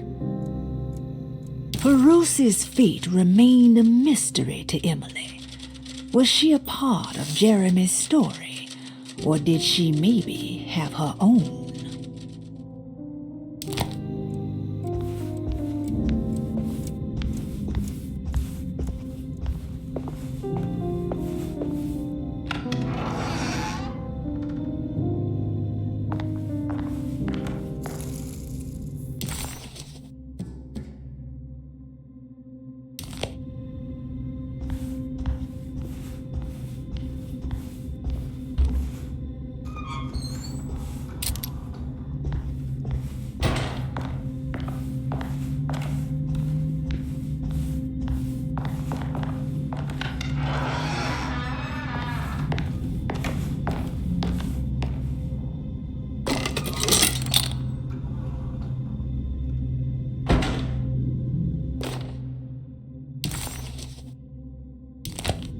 It's a telescope lens. Well, why would he lock it in here? Jeremy had found a way to enter Tarawea, but he wasn't allowed to go. He knew deep down that it was impossible for him to cross that threshold. Instead, he hoped that Perosi would go in his place and burn his library to the ground so he could start again. But she never got the chance. Perosi had her own problems, her own demons, and she died suddenly one day without warning. Holding the telescope lens in her hands, Emily suspected what it was. At least a part of the key to that paradise Jeremy so desperately wanted to see. Curious what she would find, she felt eager to put the lens to use.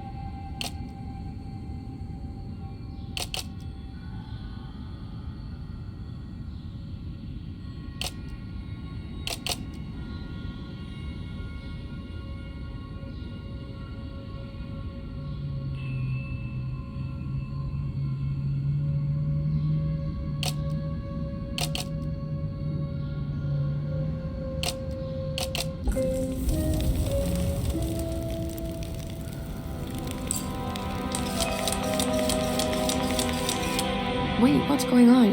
It's entering the numbers by itself?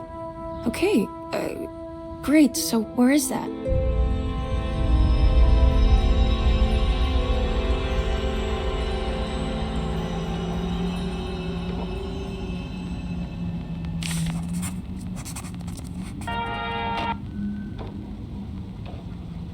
Was this dream of Tarawea without a catch? A place for rest and comfort.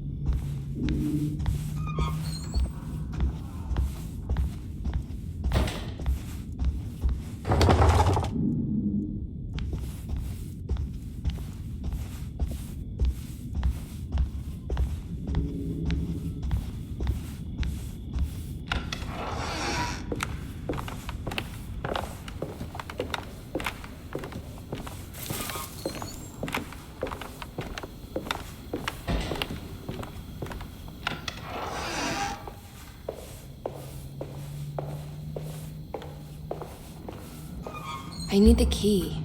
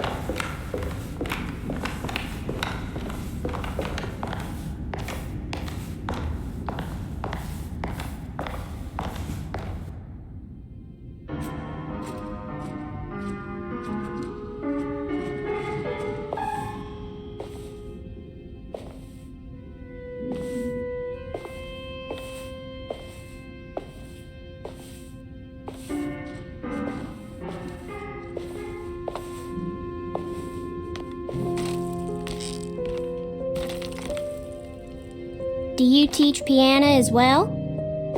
Huh? You're a governess. Did you teach those clawing Casino kids how to play the piano? How do you know about that? Just because grown-ups don't notice children doesn't mean we don't notice you. Yes. I taught them some piano. Are you any good at it? Not good enough to play a broken one. It fell from the attic. Brought half the ceiling down. It was Jeremy's fault, wasn't it? Nobody knows what happened. But you're not wrong.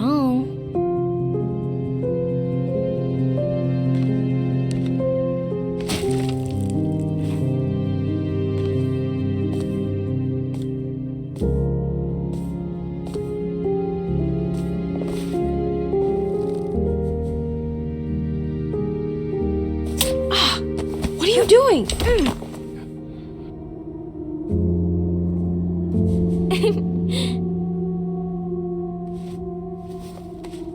I'm gonna go now.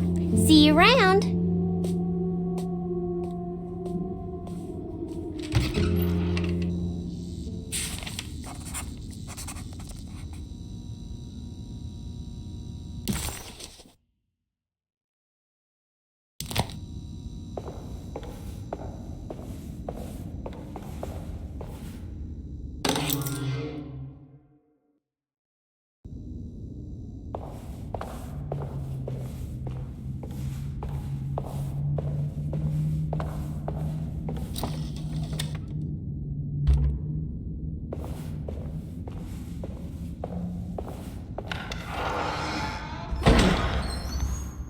There's more of that unsettling rot.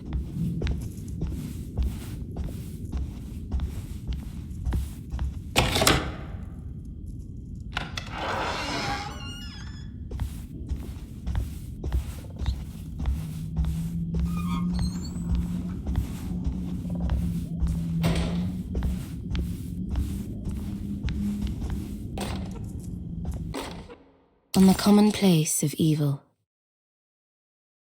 there lies virtue and stark irreverence, careless thoughts of luminous indifference. But blame not the beast we once were, which science so often wished to refer. Not the wicked full of sin, it is you who stand and grin. All our good intentions aside, whereupon we build our pride. Sunless solitude, follow not this corrupting light. Prophets of confidence always crashes out of sight. Hear me, for we all bear this mark. Thus we must remain alone in the dark.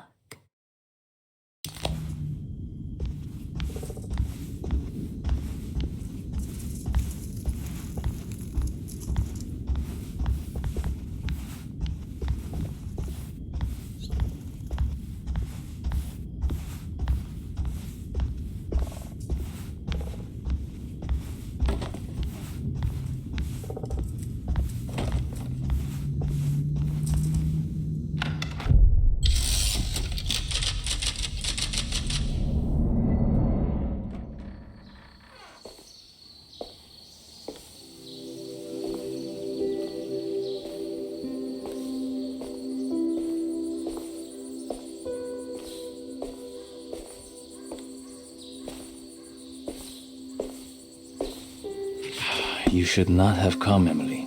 How do you know my name? Have we met? In a manner of speaking. As a manifestation of Yermi's deepest desires, I am to you unfamiliar. Yet I know of you. Are you Jeremy? Is that what you're saying? I am only his subconscious thoughts. I cannot speak for his totality. How come you have a Spanish accent? And what is this place? Is this Tarawea? This is indeed the fabled convent of Tarawea, where Yermi goes to find peace during his sessions with Dr. Gray. It's all fantasy then. Based on the things he has read and seen. And that includes you. Yes. My name is Juan Luis Jorge. Yermi once read a book of mine. It stuck with him. Can you help me break the pact with the Dark Man so we can leave Dorsetto? Yermi doesn't want you to. He wants to honor his word to the Dark Man. Why? What's the point? I don't understand what the pact is for. The people of Dorsetto are calling upon evil to enter this world. Your uncle offered his soul to the Dark Man to contain this disaster. What? No, that doesn't make any sense. The pact will be fulfilled at dawn. As the sun rises, Jeremy will forever be entombed in his sunken desert temple. As promised, the Dark Man shall quarantine and starve the evil inside their seto. What about all the patients and the staff? They will not stand a chance. That's unacceptable. How could Jeremy agree to this? Desperation, of course. Jeremy did not choose martyrdom lightly. Well, nothing is lost yet. I'm sure I can find a way to break the pact and save Jeremy, and hopefully the people at Derceto. What even is this evil you're talking about? I don't know much. I think some nightmarish entity from the bayou. I'll just have to deal with that later. First, I have to get Jeremy out of his deal. What? Did you run out of arguments? You're actually quite inspiring, Miss Emily. If we put Jeremy's feelings aside, I would have to say I agree with you. Really? You might just be able to save the old man from himself. I think you should take a look in the convent library. Try to find the truth about Jeremy's relationship with the Dark Man. Okay. You should know that you won't be alone in those grand halls. The Dark Man has been reading those books for years. He's here? You'll have to be very careful. Of course. I can be careful. Good luck, Miss Emily.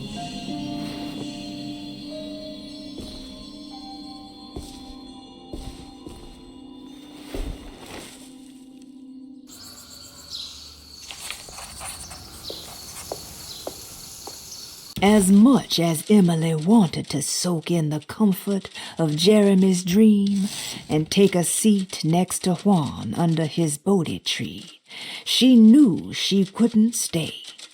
She had to visit the library and find information about Jeremy and his first meeting with the Dark Man.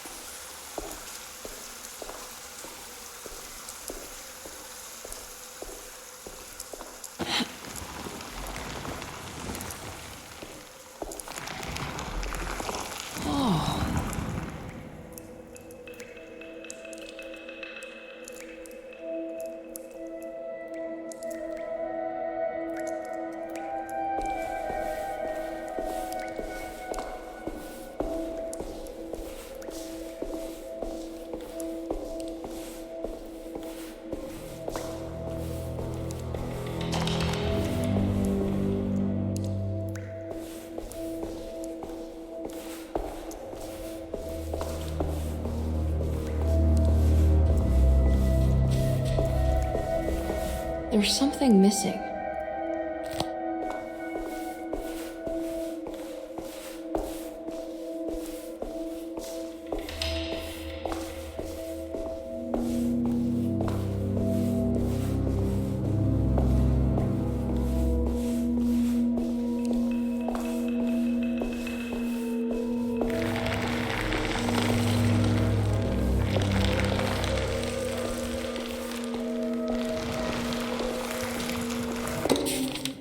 The great library was endless, beautiful, and terrible. An Akashic record for the universe inside the mind of Jeremy Hartwood, now corrupted by a story forced upon him, told by a maniacal liar, an evil conjured by science and secrecy. I will suspend a room and lock away the foundation of his character. Its key will be left to the librarian, the only thing invisible to the Prowler.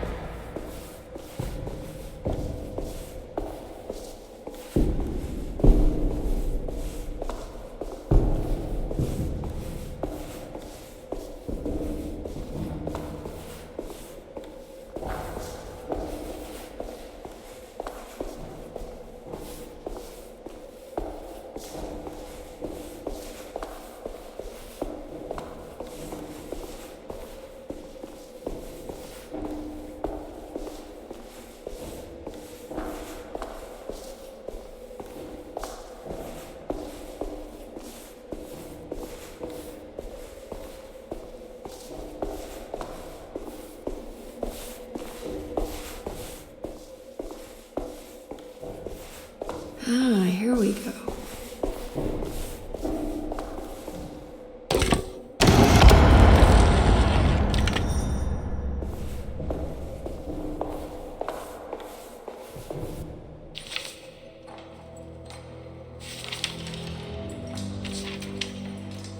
It was in the hot autumn that I went through the night with the restless crowds.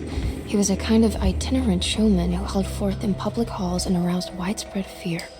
The New Orleans address of the event is lost, but I remember distinctly the Prext Shipping Company pressing their contribution. Emily!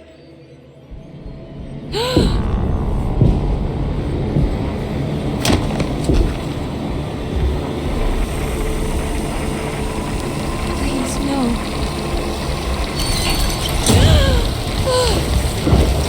I hope you found what you were looking for, Emily. I fear there is no going back. He's in my head, Juan. His breath replacing mine. You should not have come, Emily.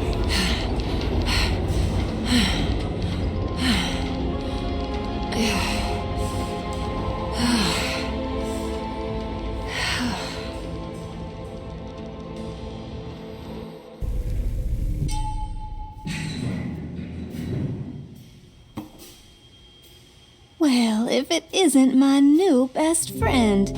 Come, join me for some giggle water. Ruth? Oh, Miss Hotwood, don't tell me you've been out swinging without me. Ruth, what is this place? Where are we? Have you never been to the Maccabean before? Goodness me. Tell me, Miss Hotwood, have you ever considered going out for an evening? Are we in New Orleans? Oh, who can tell anymore? I just went inside the grand parlor and suddenly here I am. The Grand Parlor? Can I get back to Dorsetto from here? Are you sure you want to? We could stay here and drink the night away. How about a gin fizz?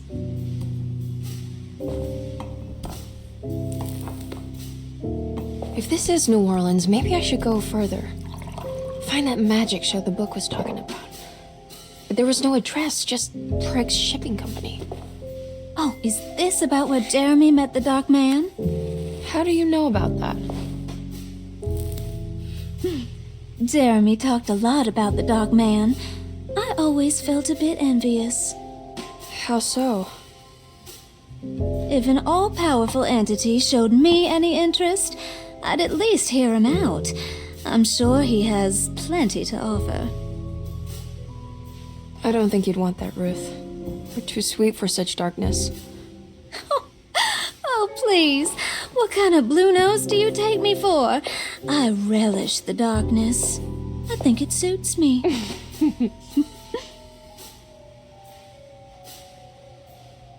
You don't happen to know how to find the Prext Shipping Company, do you? Of course. Their office is just over there. Whoa, what happened? You just got lucky. A bientôt, Mademoiselle Emily.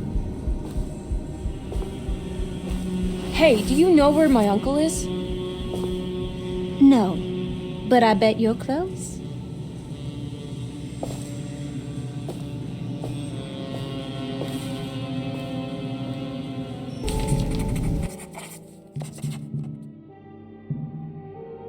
It was in the hot autumn that I went through the night with the restless crowds to witness the enigmatic Black Pharaoh. He was a kind of itinerant showman who held forth in public halls and aroused widespread fear wherever he performed.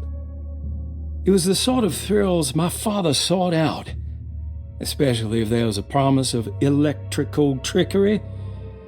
The Nolan's address of the event is lost, but I remember distinctly the Prext Shipping Company pressing their contribution in the morning papers. There were rumors of an Egyptian sarcophagus being a part of the act, something which kept me wondering how they had carried that up the seemingly endless stairs. The details of the showman's performance have almost been entirely replaced by dread.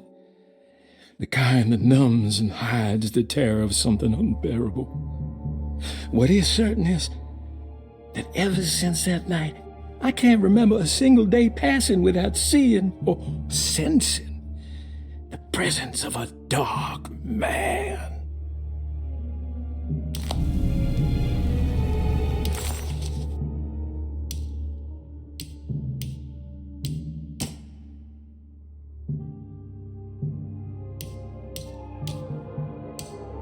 Craig's Shipping Company. According to the book in the Great Library, they assisted a showman performing somewhere in New Orleans. It's somehow connected to Jeremy's introduction to the Dark Man. I'm sure I can find the address inside.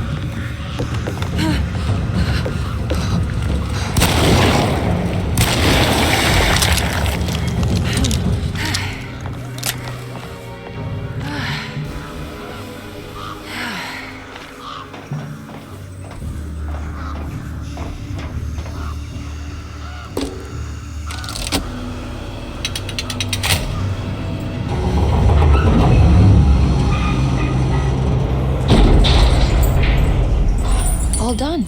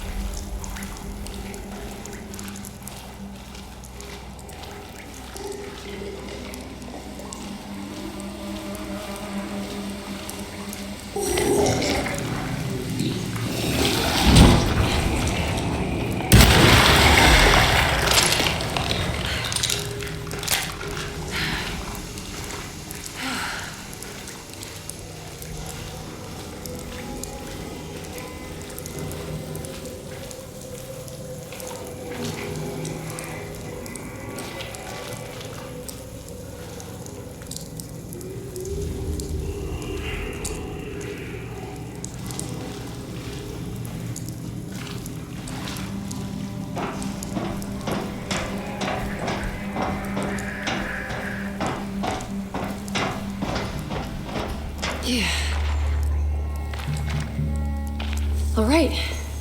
I made it inside the warehouse. Now let's find that address.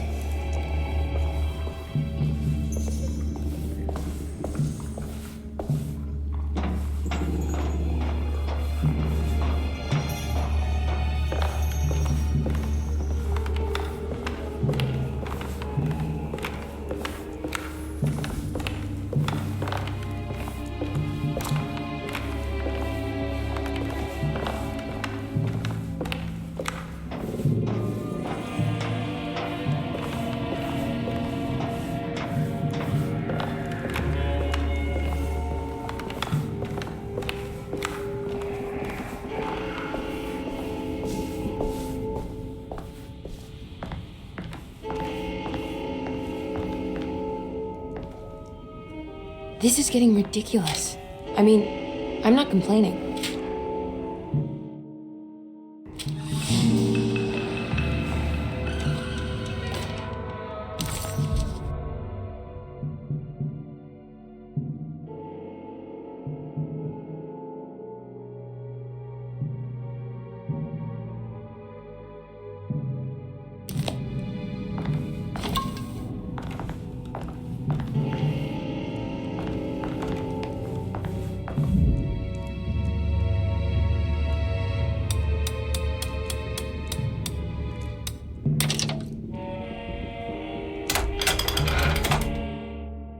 Gotta go manifesto. September 19th, 1892. Breck Shipping Company delivered 4 steamer trunks, 1 Egyptian sarcophagus, and a large wooden crate belonging to the showman called the Black Pharaoh, performing at 18th Street.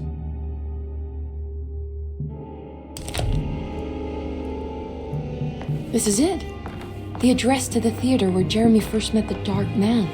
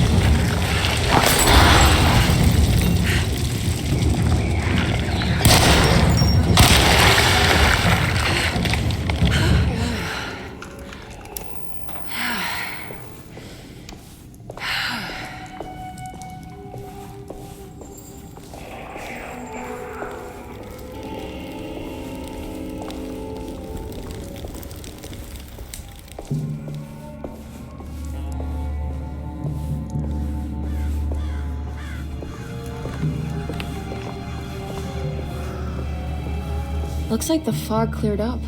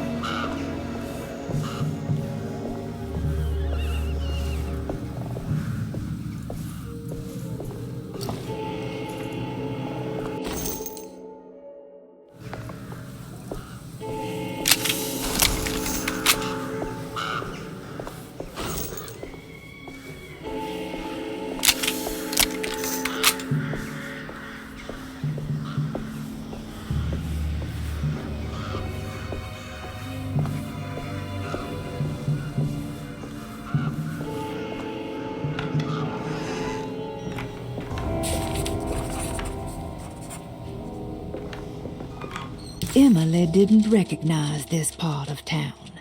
She didn't even know if it was a real address she had found.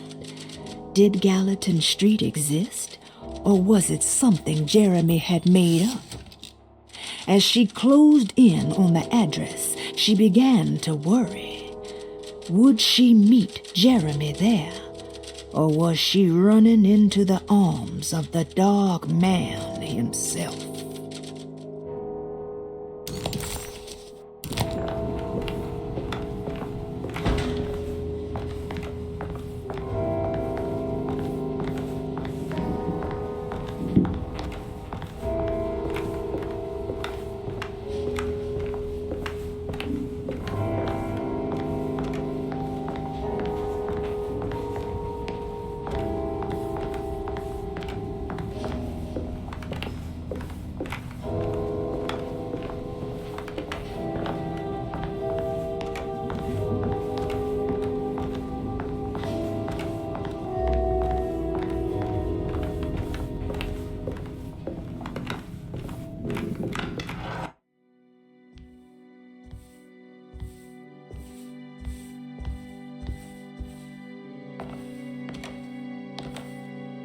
You shouldn't have come. Don't say that. You needed my help. All I wanted was to keep people away from Desetto. Especially you, Emily. You're the only one in the family who forgave me for choosing old age over death. Father still cares for you. He is paying for your treatment at Desetto. To get rid of me! That's the only reason anyone's at Desetto. Someone in the family thought you were becoming an embarrassment. Help me get you out of this mess, Jeremy. I want to take you away. Your father would send me right back. What if I take you up north, to Kingsport? I know Mother still has family up there. I've been thinking about going for a while now. I haven't been to Massachusetts in years. I still paint from memory, you know. That old lighthouse makes for a great motif. Your father and I would go almost every summer. Then when our great-uncle died, we stopped going back. What is there to be done about the Dark Man? He's the one holding you back, right? You feel like you can't leave without paying your debt to him. The Dark Man has been with me since I was 12 years old. He was standing right on that stage right over there. For a brief moment, his gaze held mine. And that was it. I recognized him for what he was. The Heartwood curse embodied in flesh. I thought it was my turn. But I was only there to be mocked. Instead, his attention moved on to my father sitting next to me. I turned to him and saw his face. The whitest shade of pale I've ever seen. He bit off his tongue that night and suffocated. What can be done, Jeremy? Please. There's a way. 2 ways to be exact. One worse than the other. A written contract, now buried inside his sunken temple. Don't you remember what it said? I don't want to. Try, Jeremy. What did the contract say? No, we can't. We can't let New Orleans suffer that blight. I have to make this sacrifice. What are you talking about? Is this the thing from the bayou? Juan said something.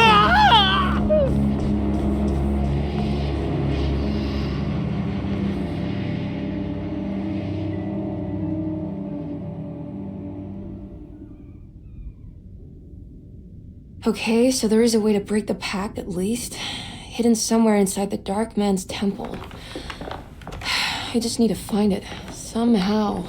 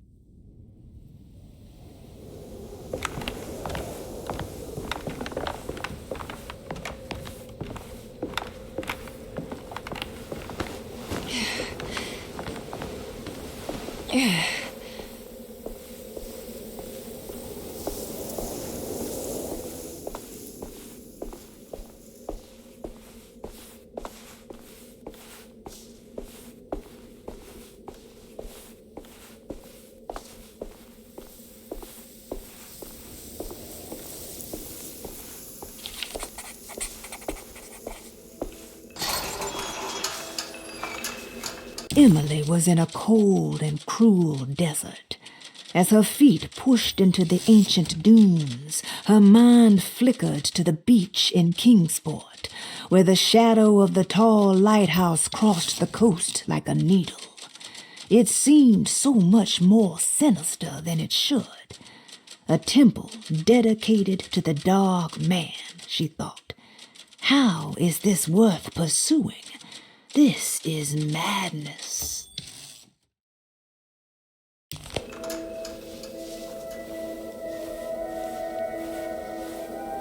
Oh.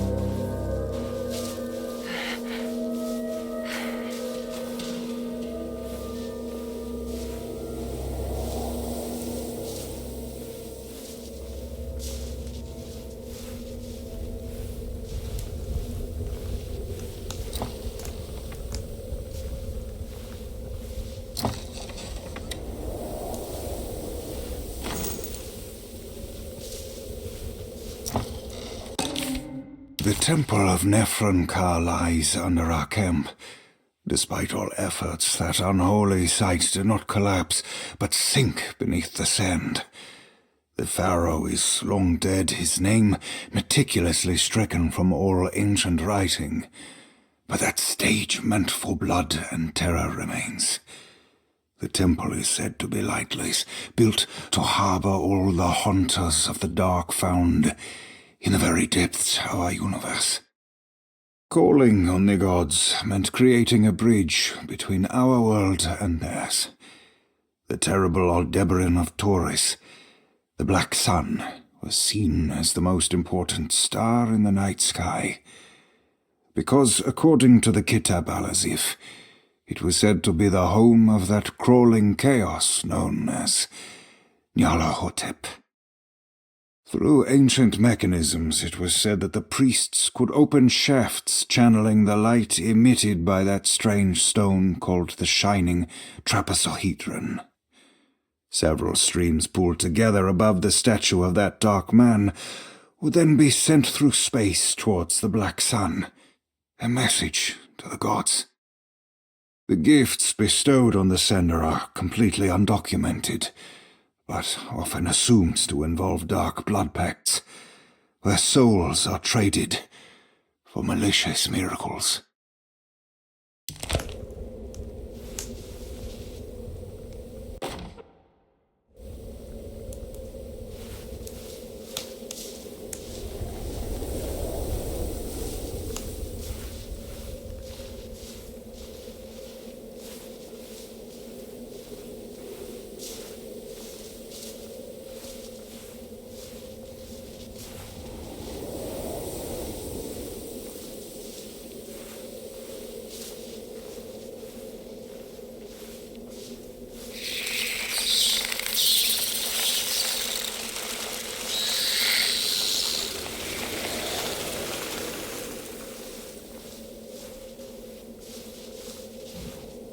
Okay, you can do this, Emily.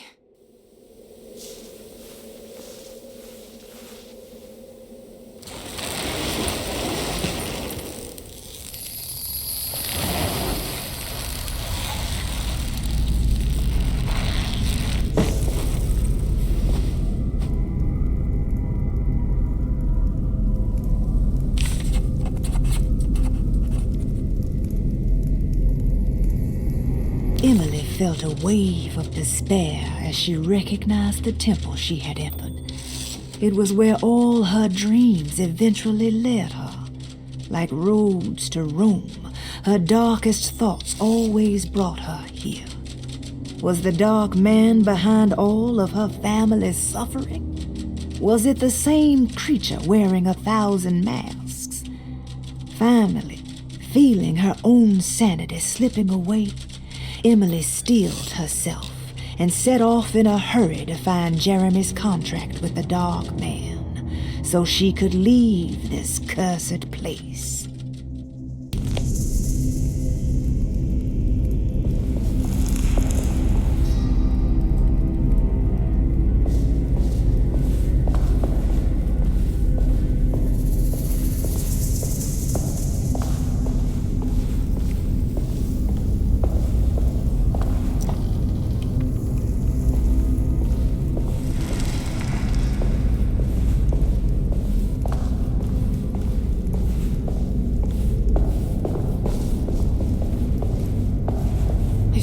In a dream, but as a shallow pit of darkness.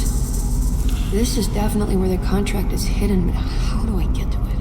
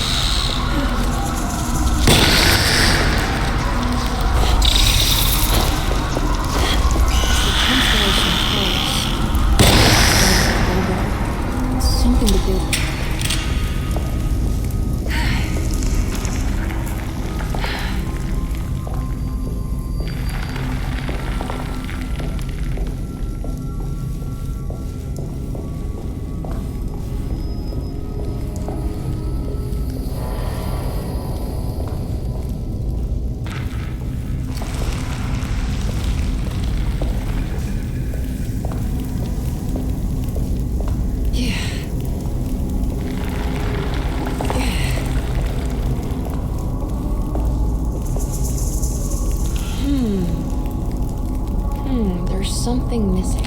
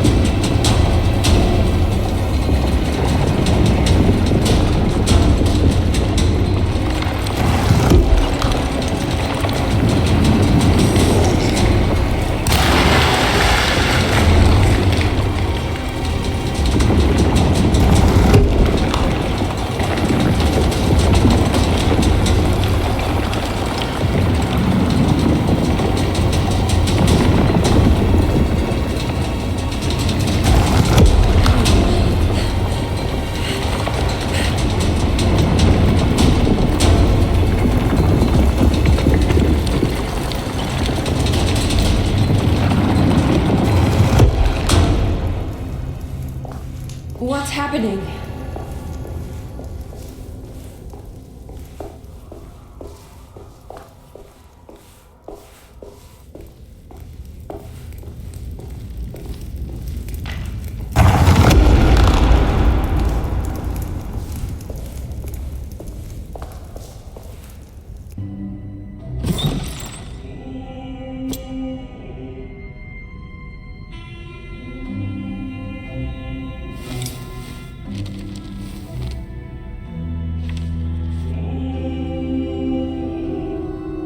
Acknowledge psychological trauma, break through the barriers of self-deceit, temper manic behavior. Is this it? Is this the contract?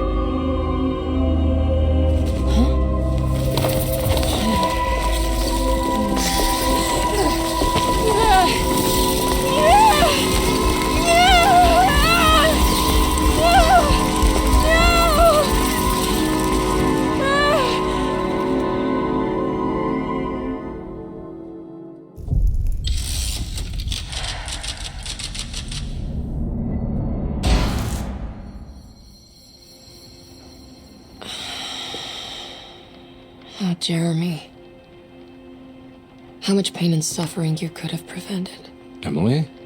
What are you doing? Detective, How is your investigation going? Well, I still have no clue where Jeremy is, but I think I know why he's hiding. This place is full of lunatics planning to perform some kind of ritual tonight. Well, that sounds ridiculous. Or rather would have just a day ago. It gets worse. I have reason to believe they killed anyone who didn't want to go along with the plan. Detective, have you encountered any monsters tonight? I just told you, I think they killed people. Beauregard, the author, Perosi, the singer, Mr. Waits, the clerk, Mr. Chance, the gardener, they're all missing. No, I mean, have you fired your gun tonight? Of course not. They wouldn't just kill outsiders like that. It would bring too much attention. But you should keep your eyes open. So you haven't seen anything strange?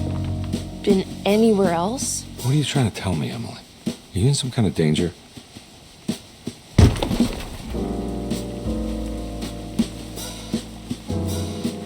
Let me drive you back to New Orleans. I think I have enough. You know, at least get the police to take a look at this case. No, I'm fine. Thank you, Detective. I'll find your uncle to start with. Just stay out of trouble.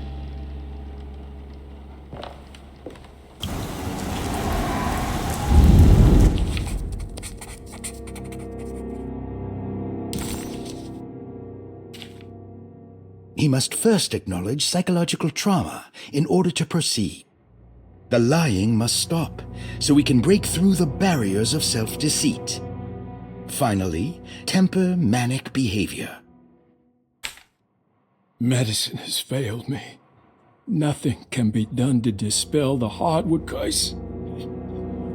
Only the sacrificial dagger may release the despair from Jacob's eye. Yet, doing so would be the doom of Derceto. Let this curse of mine be a weapon for once. I accept your demands. Oh, crawling chaos. Build your prison around this godforsaken hospital. When evil has been starved, I will stay buried forever.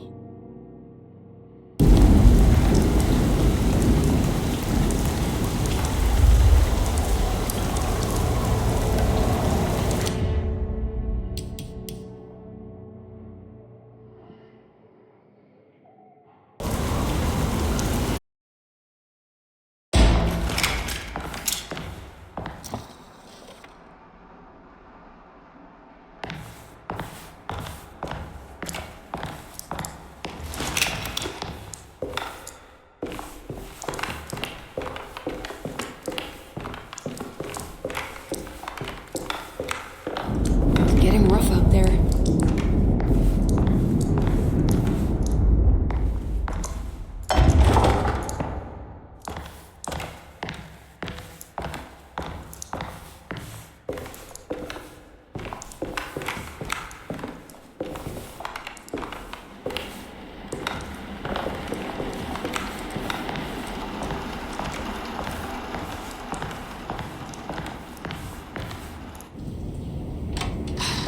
If we can just get rid of Jeremy, everything will go back to normal.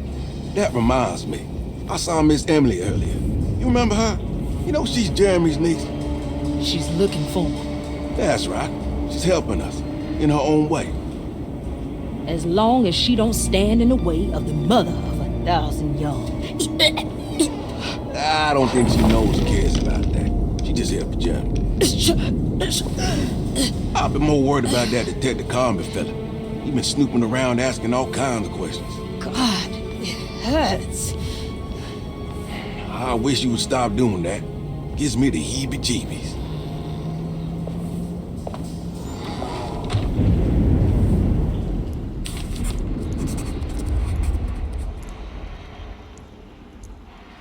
The orderlies, Baptiste and Lottie, were back at Derceto as well, like pieces of Emily's past haunting her. She couldn't figure out if they were on her side or not, and what was Lottie suffering from?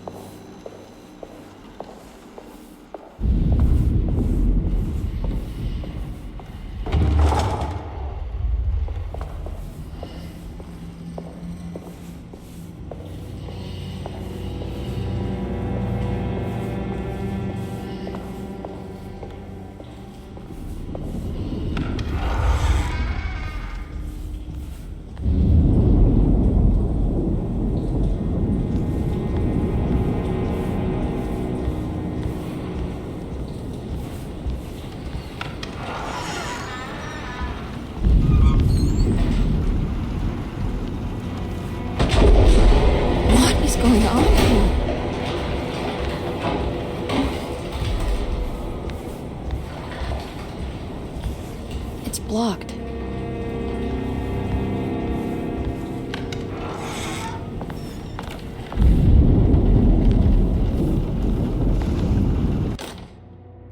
Lunacy and the Astarte Artist Colony, a monograph by Yael Klein. In early 1909, the old Derceto plantation outside of New Orleans was turned into an artists' colony. 3 famous European artists rented the house and the surrounding land from the owner, the Ledoux family. The colony was chiefly run by Sebastian Cortez, who was playfully dubbed the captain by his collaborators, William Arges and Heinrich Kassel. The colony existed for 6 years, until one day all 12 members disappeared without a trace. It is widely believed that their disappearance is connected to the disastrous hurricane that passed through on September 29, 1915, but nothing truly supports this claim. What is known is their frequent participation in New Orleans nightlife, their love for hosting parties, and their elaborate contributions to the Mardi Gras parades as the Pirates of Pontchartrain. Accounts of their lifestyle can be found in almost every gossip column. It can effectively be summed up as carefree and bohemian. In late June 1909, the name Astarte first appeared in the newspapers. Cortez said the name came to him as he was painting.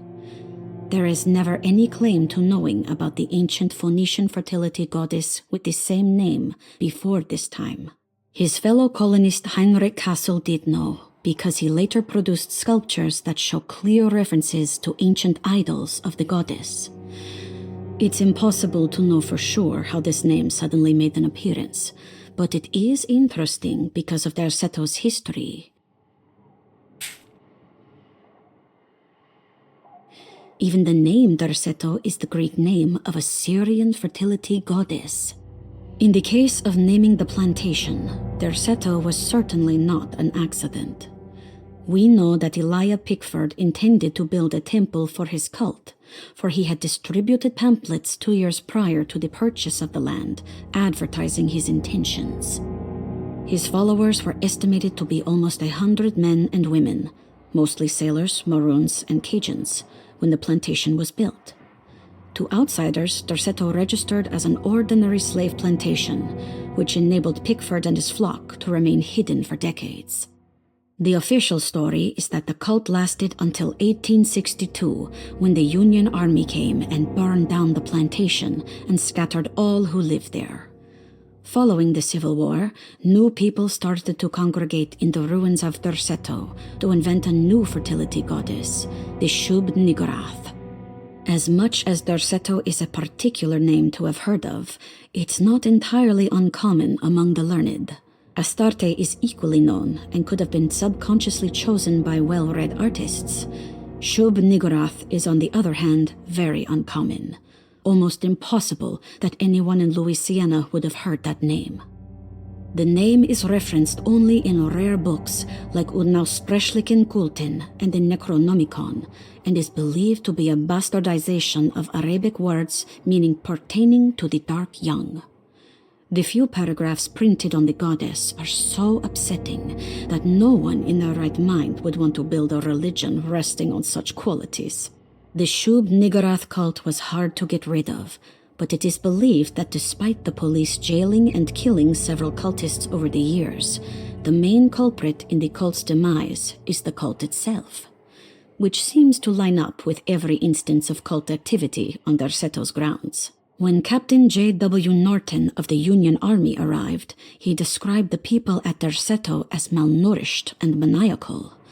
As much as the army tried to save them, they fought back with fervor, as if nothing was going to stop them from slowly destroying themselves. While the disappearance of the Astarte Artist Colony remains a mystery, the recurring motif seems to suggest that their fate involved lunacy and a hunger for self-sacrifice to that fertility goddess with 1,000 names.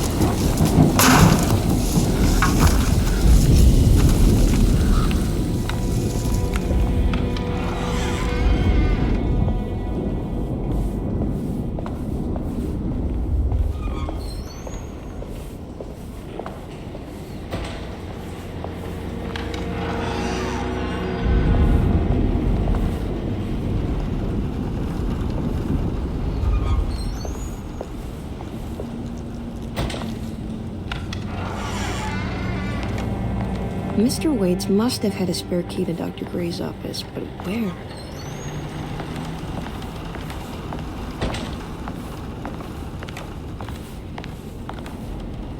I don't know the combination.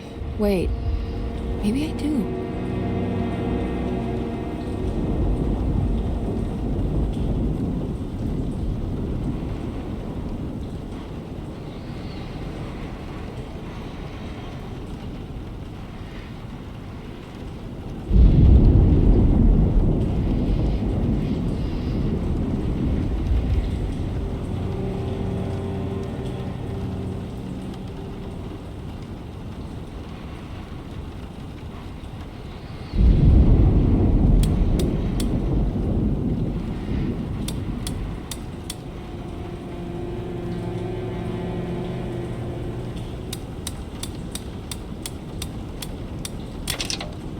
It worked.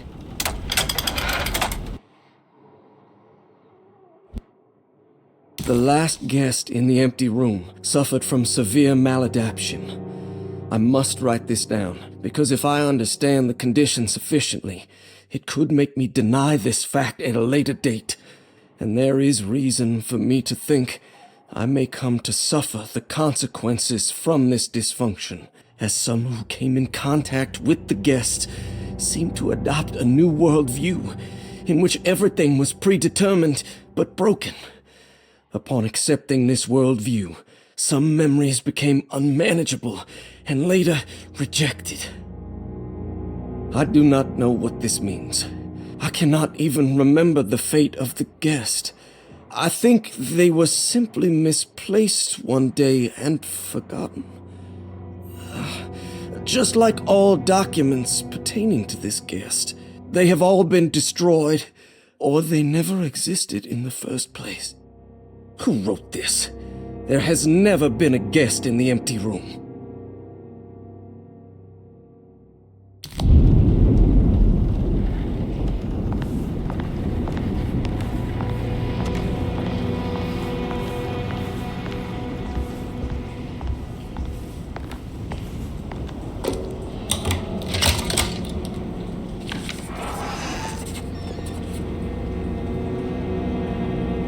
Emily felt lost as she entered the office of Dr. Gray, much like she had the last time she was here.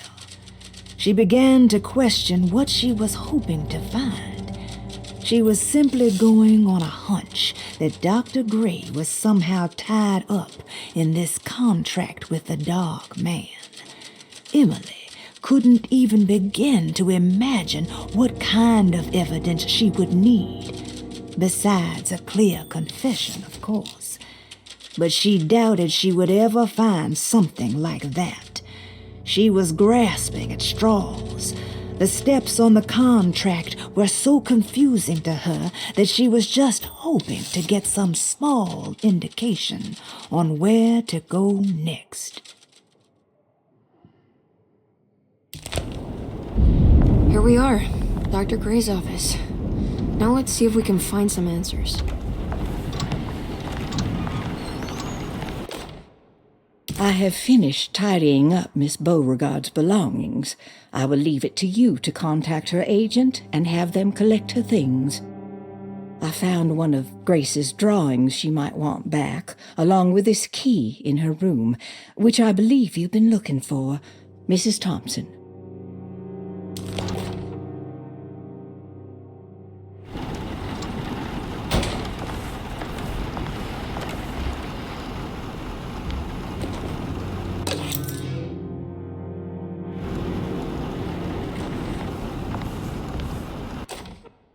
Dearest Dr. Manzetti, I find myself in a losing battle with my patient. As I've disclosed in my previous letter, his delusions have him completely captured. It's bad enough that he is torturing himself with paranoia, but his madness turns out to be quite persuasive to others, effectively laying the ground for mass delusion. I am writing to you in hope that you can give me some guidance. Beyond my ambition to avoid devastating surgery on my patient, I have grown worried about my own defenses. The words of my patient are deranged. yet they often resonate with something primitive within me. I have tried photographing his brain with X-rays. It was surprisingly difficult to get good results. Dark blotches on the plates kept obscuring all details. My patient looked at the bad plates and cried out in terror, telling me the dark areas was the shadow of the worm, eating him from inside. I could not see anything out of the ordinary. I hope this is a sign that my mind is not as receptive to the madness as I had feared. After further inquiry, my patient described the shadows inside his mind as some kind of chthonic monstrosity that wants to undermine his sanctuary. This is clearly a reference to a place he calls Teroea, a sort of library or convent that works as a psychological haven. With this imaginary haven threatened by this Chthonian, he has now constructed another, less pleasant hiding spot. Lately, he has been bringing up a metaphor of a steamboat that has run aground, that he feels like he needs to start the engines and reverse, but he is afraid that the hole in the hull would cause the whole ship to sink. I've been watching him turn this metaphor into reality for the last week. He knows it's made up, but he is doubling down, trying to make it a real memory. I feel certain that this is my chance to break through the barriers of his self-deceit.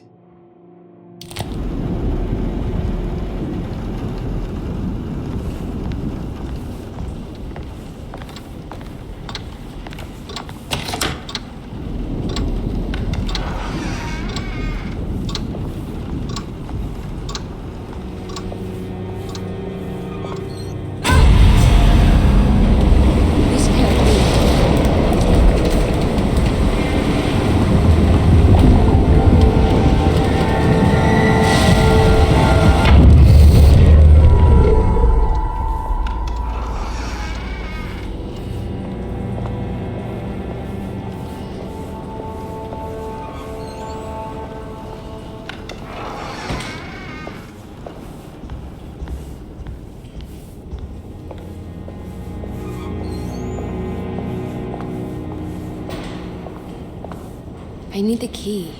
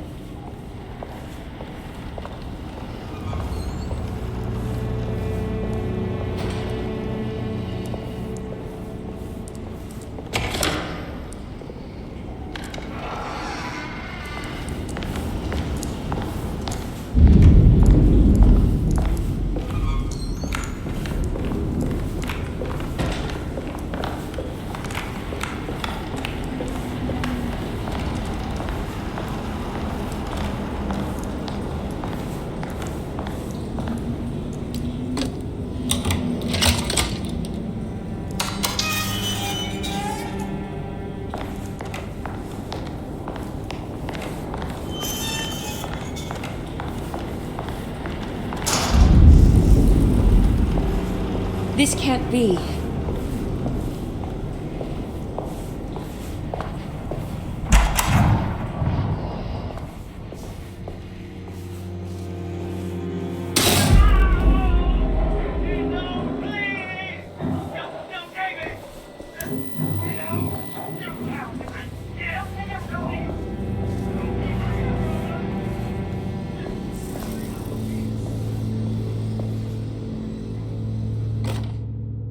Radiography. Patient Jeremy Hartwood. Date June 14, 1930. Plates. Jeremy's skull proved difficult to capture properly. Partial radiographs worked best. A complete picture of the brain can be assembled by piecing 3 plates together. Observations. Even when looking at an assembled version, a shadow covers significant parts of Jeremy's brain. Possible tumor, but more likely that the equipment is failing. Jeremy reacted strongly to the pictures and claimed to see a giant clay worm eating and displacing his memories. Notes. While this exercise has left me nowhere closer to an answer, I feel confident that a Burkhardt lobotomy should sever all necessary parts.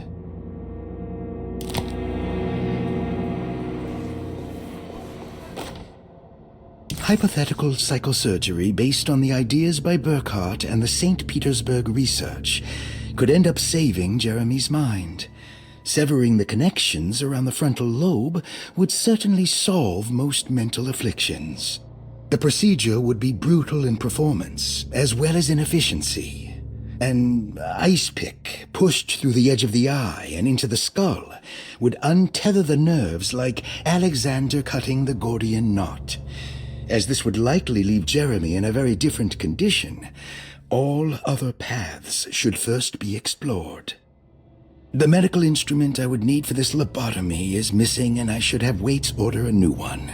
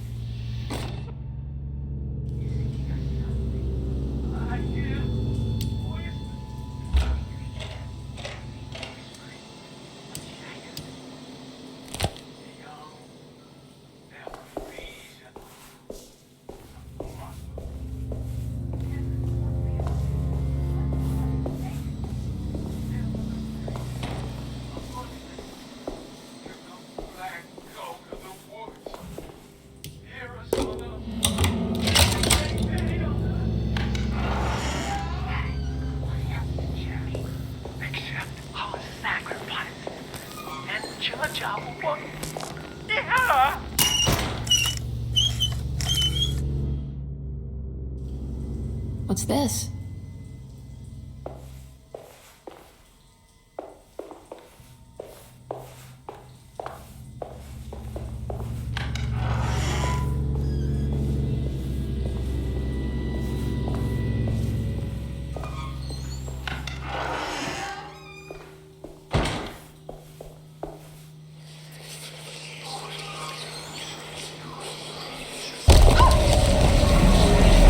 What's happening?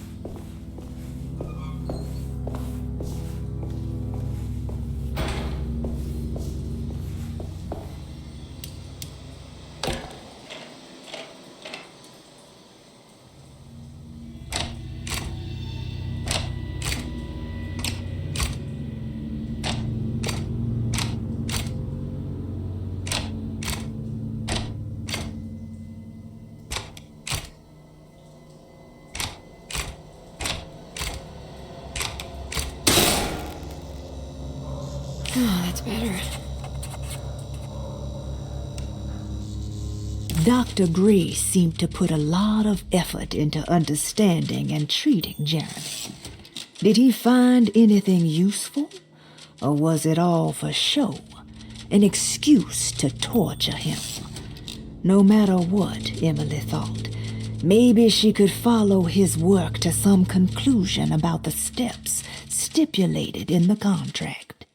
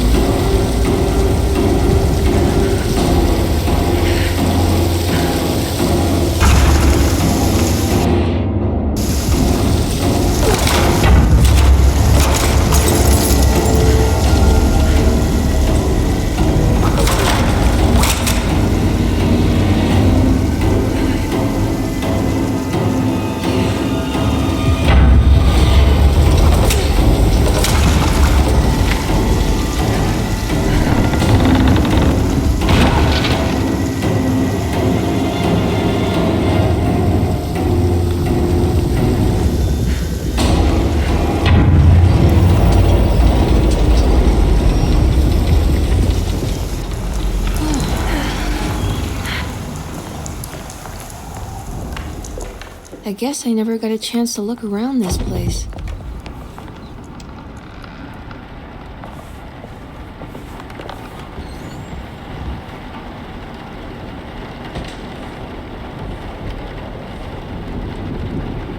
They're coming. I have freed hellish forces, and now the price must be paid. Derceto is the prey of evil. The sun has set. They will find my body, but will not have my soul. I can imagine the Master's fury and the terror in the hearts of his slaves. I hear their footsteps. Some may understand what I've done. May God forgive me. Farewell. What would happen if I refuse? Would the whole world come upon? Or would everything conspire to make a new story? Maybe one where I live.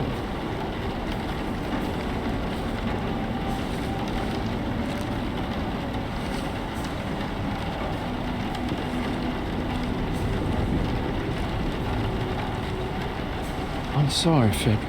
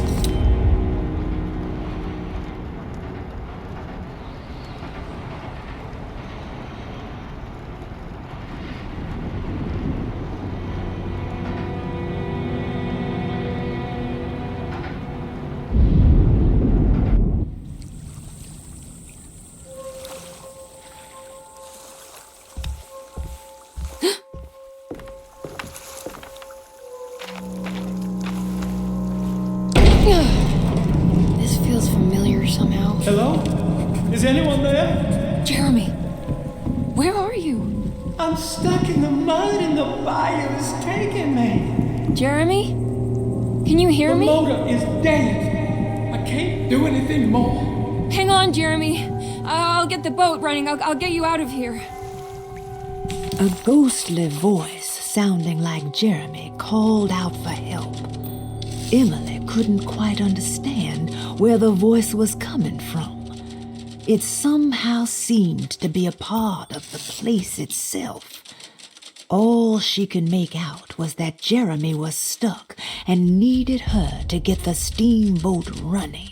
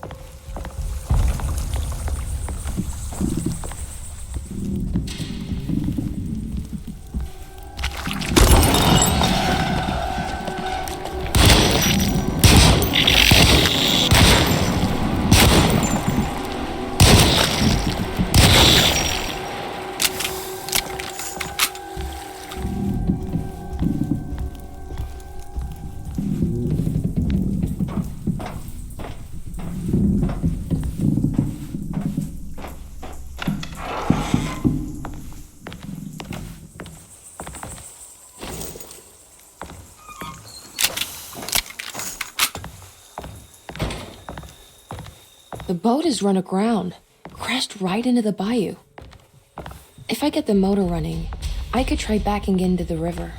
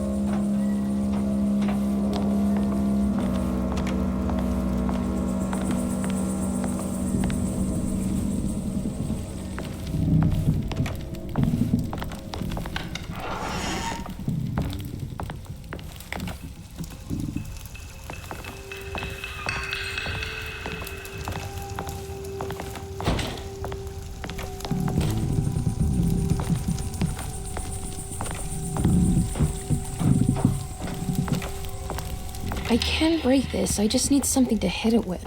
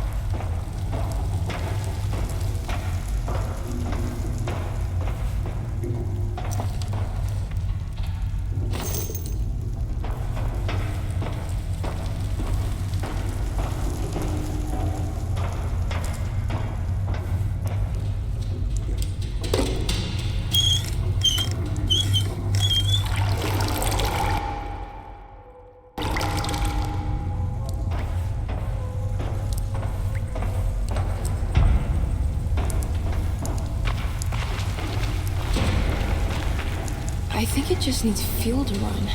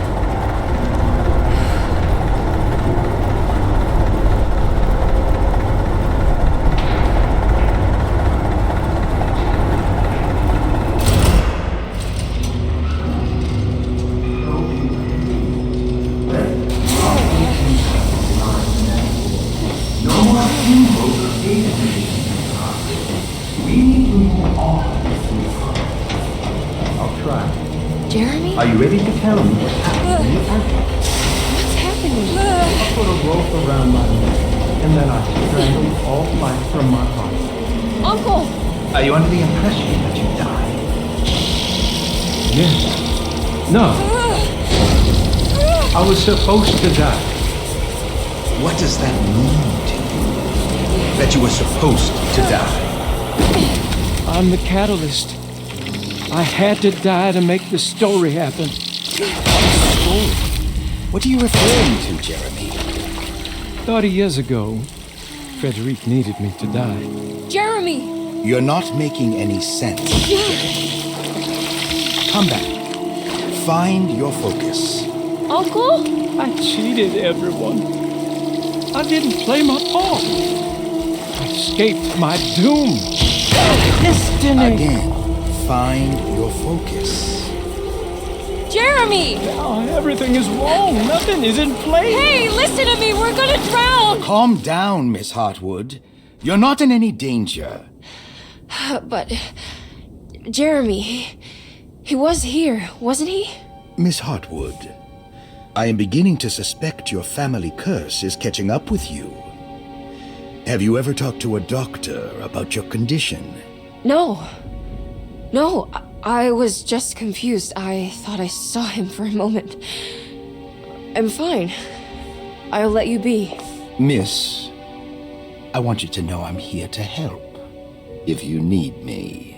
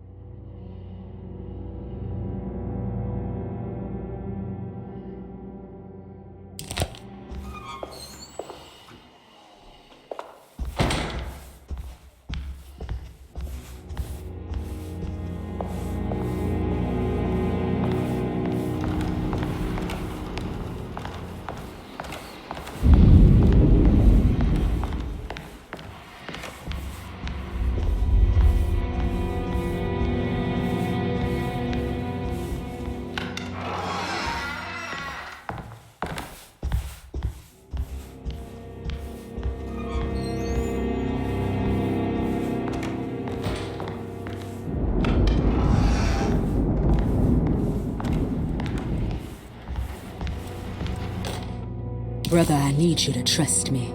This is the most important moment in our family's history. I know you have doubts and that the terrible Mama Loa told you lies. I would never betray you. I promise. Lottie.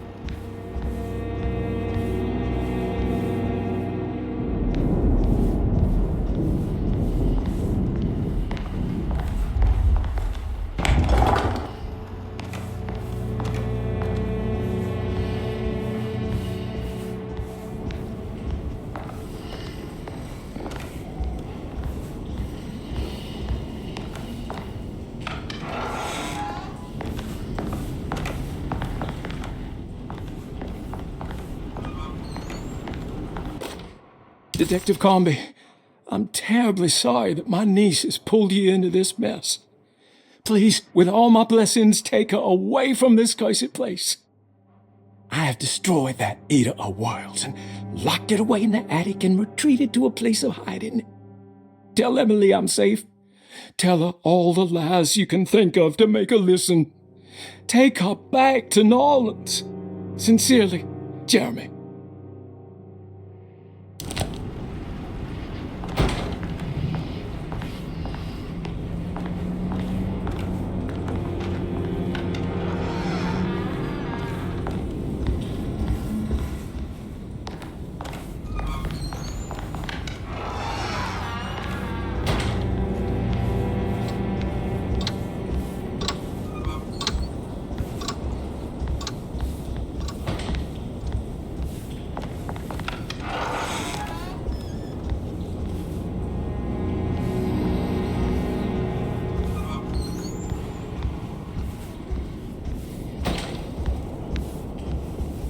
I think Dr. Gray is in there. Maybe I can go snoop around his office then.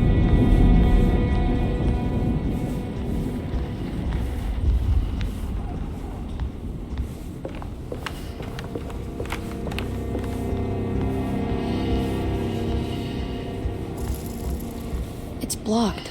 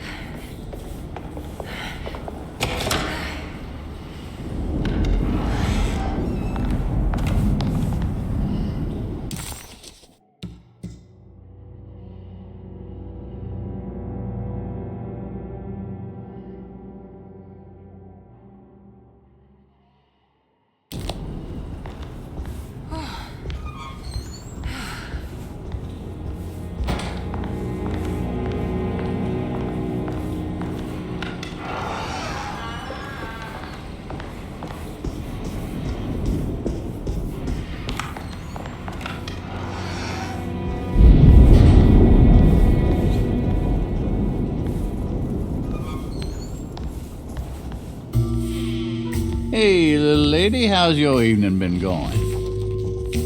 Ups and downs, I suppose. I hear that. We all live in the life of an elevator operator. Are you alright, sweetie? Do you want to see my mask, miss? I'm making it for St. John's.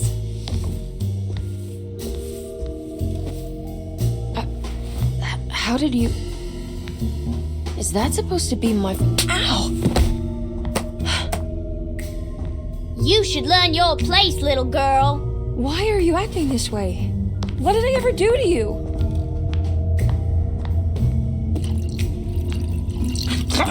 Grace! Grace!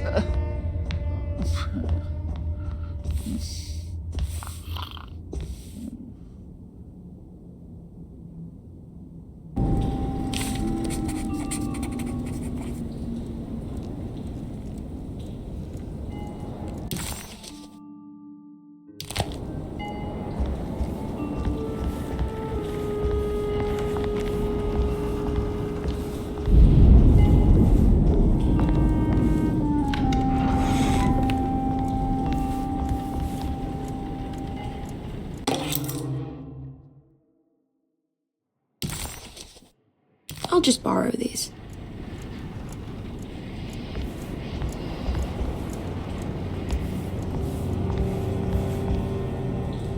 There's something missing.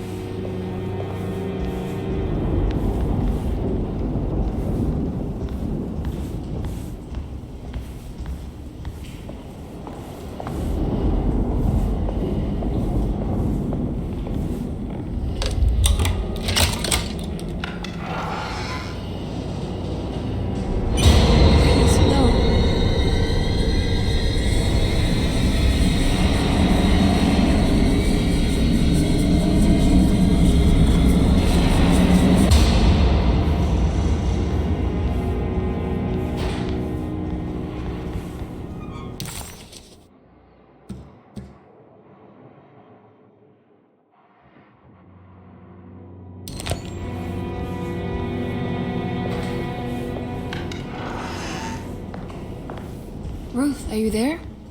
No, of course not.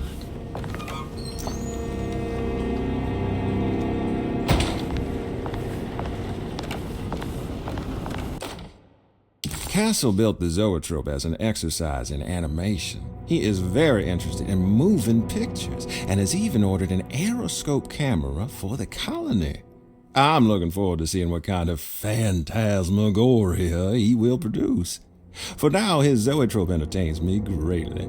It's not the little man passing his head, while quite humorous. It's the spell of that flickering light as it rotates. I swear, it takes me back to my childhood in a most profound way.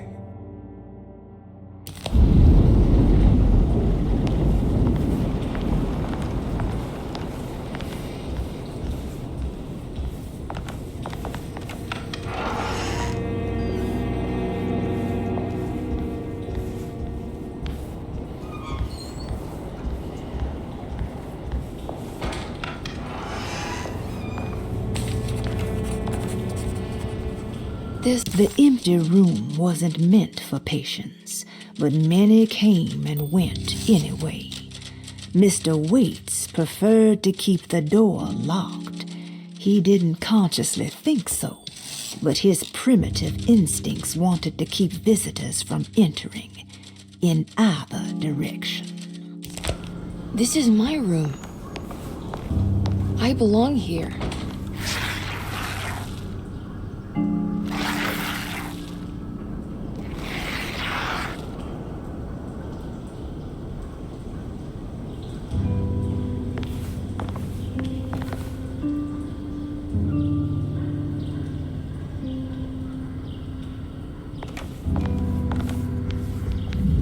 I don't know the combination. Wait, maybe I do.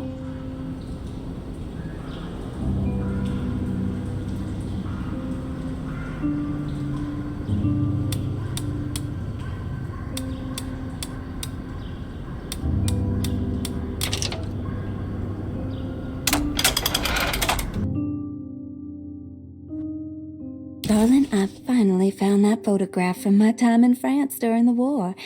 I don't expect this to be your fiancé, but it did make me think of him. What an incredible man he must have been. You were lucky in a way. He could have been a nobody and died falling into the Mississippi. Instead, he volunteered to travel across the world to fight for people in despair, dying with honor like Achilles at Troy. I am jealous of you. Or maybe him. It's all incredibly romantic. That's what I wanted to say. Please feel free to use my camera if you want to. It might cheer you up. It might bring him closer to you. Even if just in memory. Ruth. How long have I been here?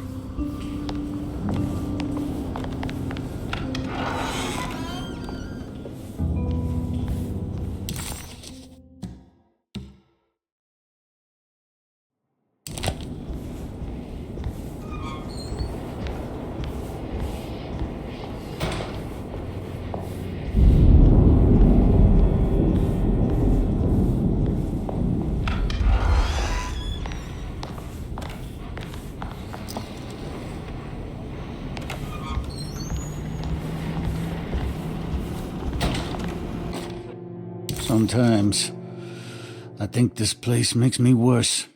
That Derceto might be my grave. A coffin made of ostentatious architecture. A Taj Mahal for the drunken depressed. There's something about Derceto. Something about Dr. Gray. Like we all pretend that we're here to get better, when in fact we are here to be forgotten.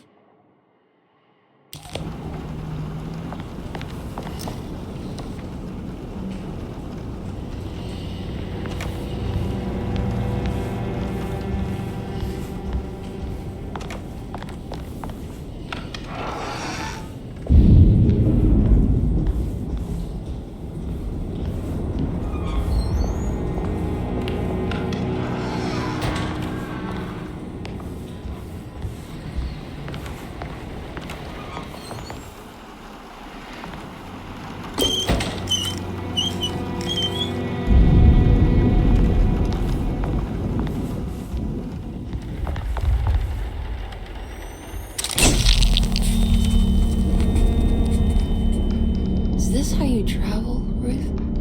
The war in Europe rages on, and America is doing its part to hold back the German aggression. Ships from Boston and New Orleans arrived yesterday to bolster our gallant forces in France. These men will play a crucial role in helping our allies defend the innocent and defeat the German war machine. In trenches, they will defend themselves against the charging horde with razor-sharp ingenuity, all while planning how to advance the front with the use of artillery, machine guns, and pure American spirit. For there are more things than bullets and explosives that can cheat a man out of his God-given right to live. On the home front, a deadly influenza has claimed many lives. In New Orleans, almost 1,000 souls have perished in... I'll find you, John.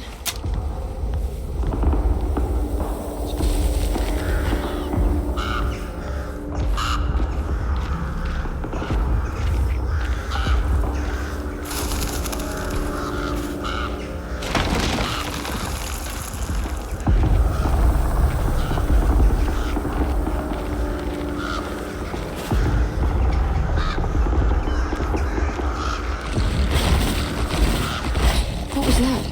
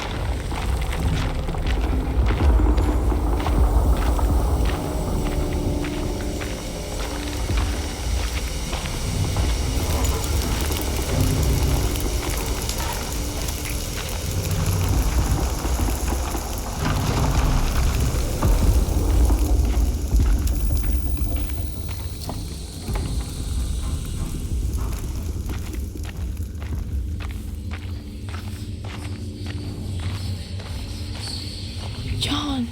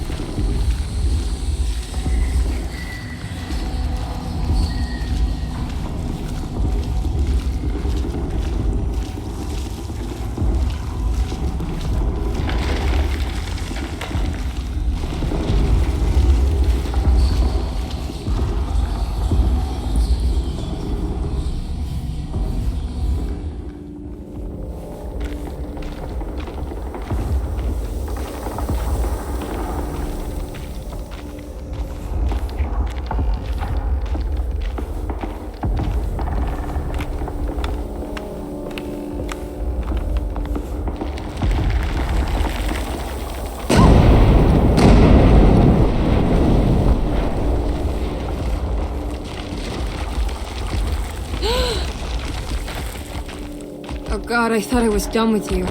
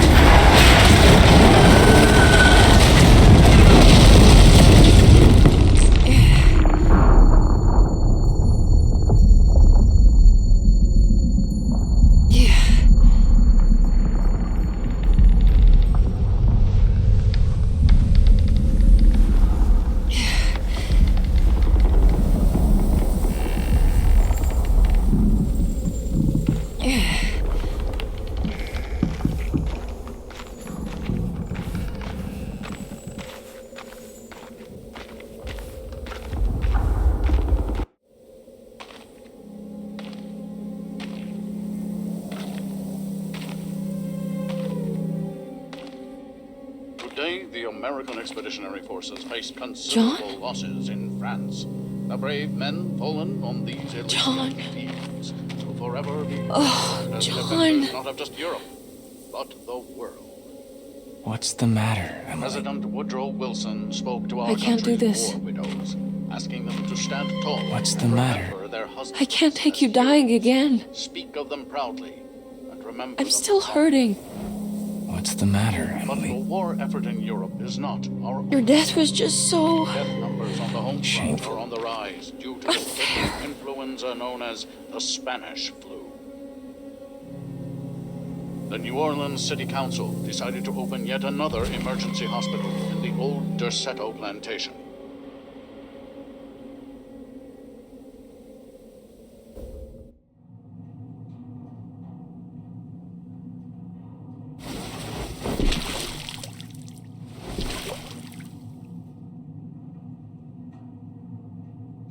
Where is this? Where am I? Emily woke to an overwhelming smell of musty earth and gluttonous thick air. Where was she?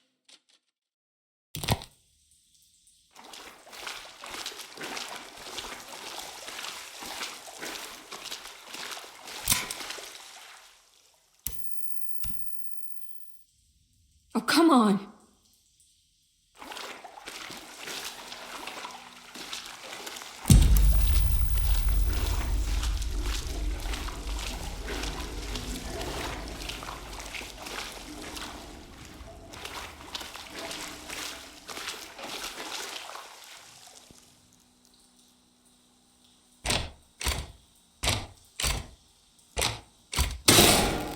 That's better.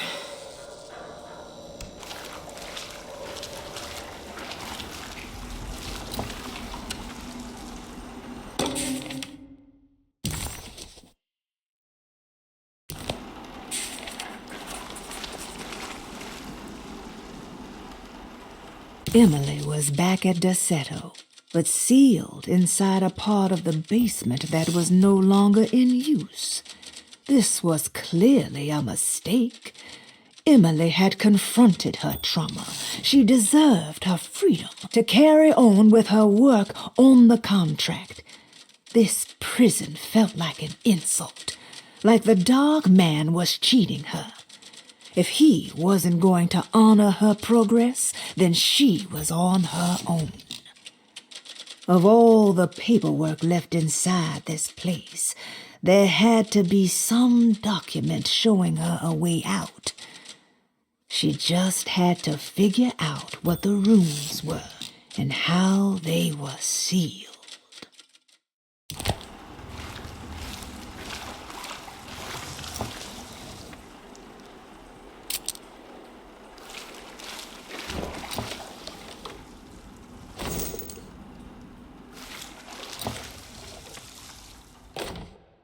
Closing the Refuge, June 17, 1919. It is with a heavy heart that I must declare the Derceto Refuge to be harmful beyond saving. As an emergency hospital, we have over the last 2 years treated hundreds of patients suffering the so-called Spanish flu. Unfortunately, our mortality numbers are unforgivable. While the influenza in itself was often successfully treated, many died of fungal infections and sudden acts of violent madness.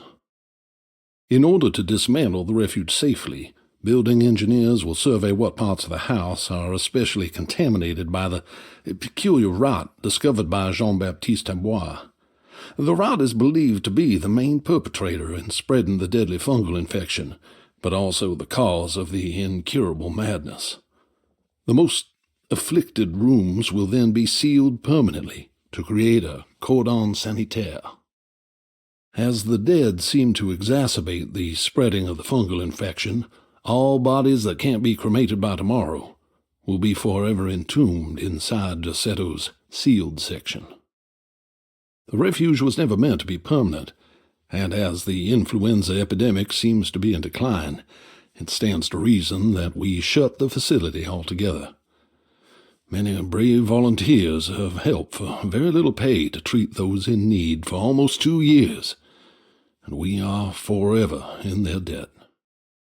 All surviving patients will be transferred to other medical facilities around New Orleans as soon as possible. At the end of the summer, we should be able to leave Derceto to recover. Dr. Isaac Herbert.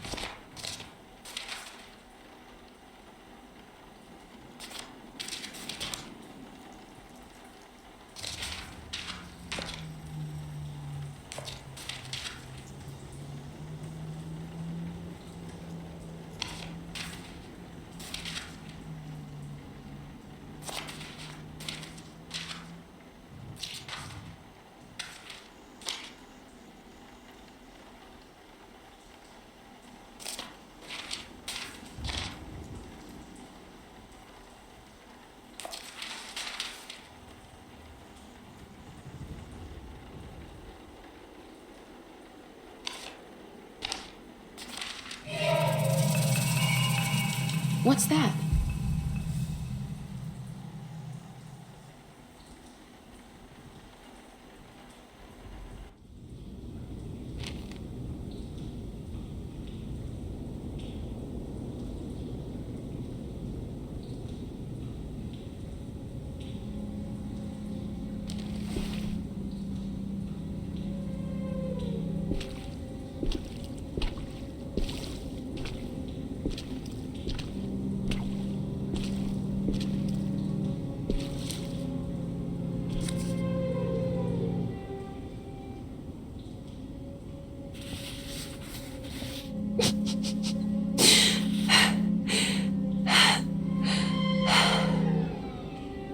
$217.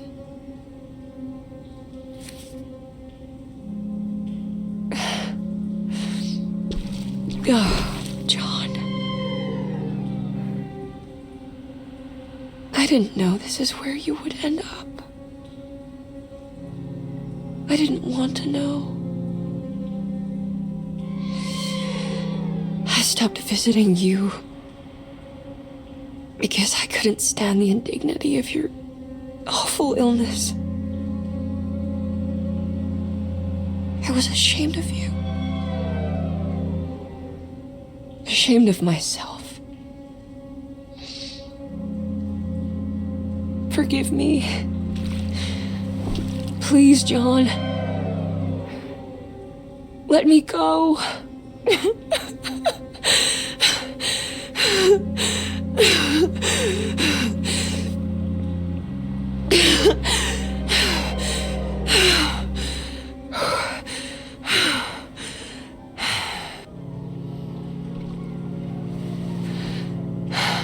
Are we done here? Is this what you wanted?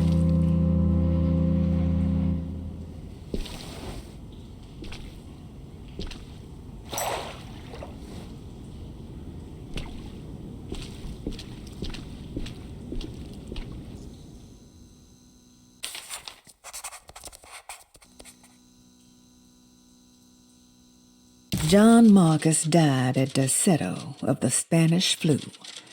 Emily stopped visiting him because she didn't want to see him waste away. She adopted a lie because it felt better. Emily hated the pathetic man that passed away in Derceto, but she was very proud of the man she made up. A man who died a martyr in the trenches of France. This must have been the true trauma that the dog man specified in the contract. But why was it Emily's and not Jeremy's?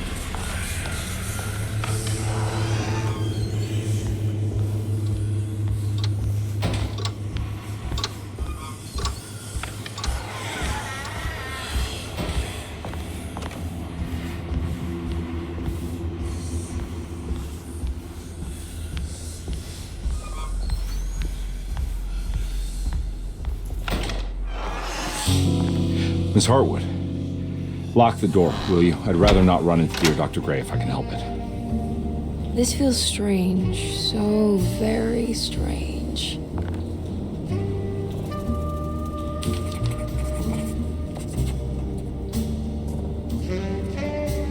Emily felt detached, as if watching herself from across the room, awkwardly attempting to help Detective Conby solve the case of her missing uncle. What was happening to her? And why did this place feel so familiar?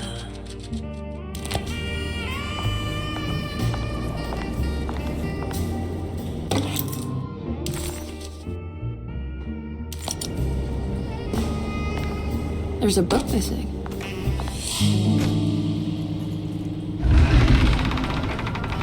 A secret door. Looks like it. Careful. Let me go first.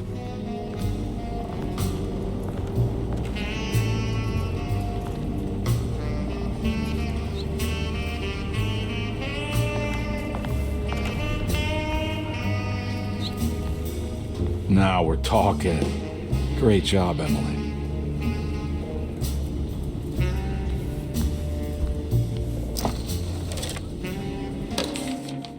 Good to finally meet you, Mr. Hartwood.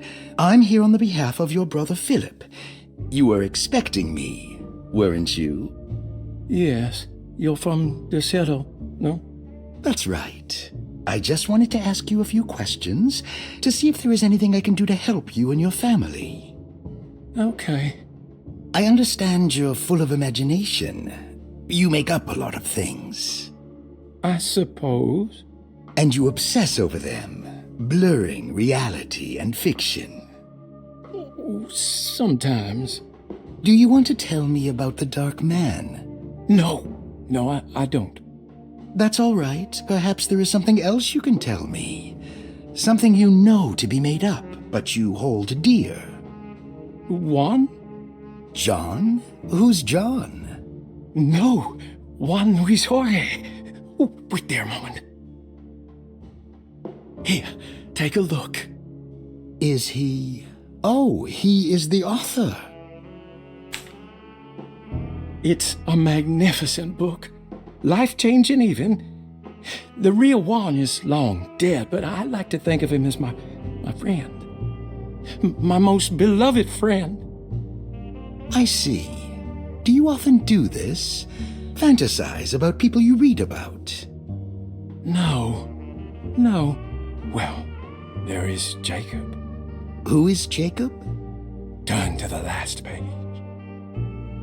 Oh, it's a newspaper article. The Prisoner of Ice, Jacob van Ostad. Is he also your beloved friend? Oh, no, Doctor. Not at all. He is the fire that fights fire. Yes, I think it's clear your overstimulated imagination, this mania, needs to be tempered for you to live a normal life. I know your family calls it the Hartwood curse, but I want you to know that there is nothing supernatural about your condition. It's all inside your head. And with that, I'm very qualified to deal with. In time, you will be cured. In time. Yes, in time we will exorcise all your demons, all the dark men. Yeah! Please, Mr. Hartwood, calm yourself. What happened? Oh, don't you worry your little head about it, Miss Hartwood. Your uncle and I just had our first breakthrough.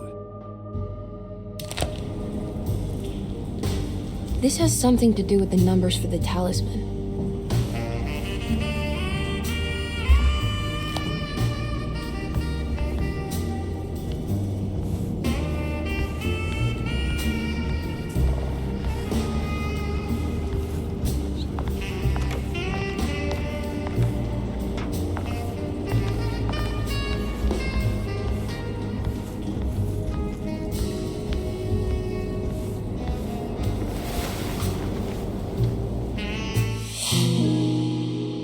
I can't believe I didn't see that before.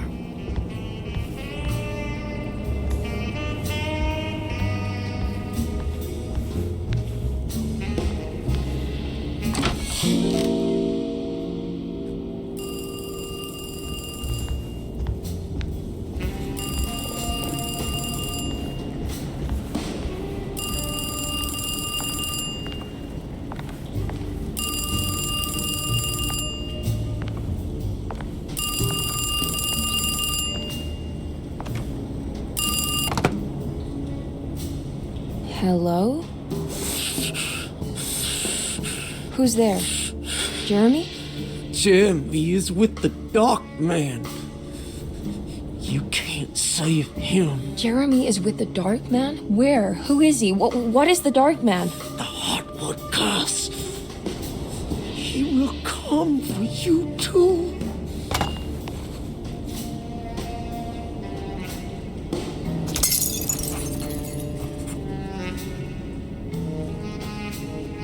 The voice on the phone was somehow familiar, yet so strange.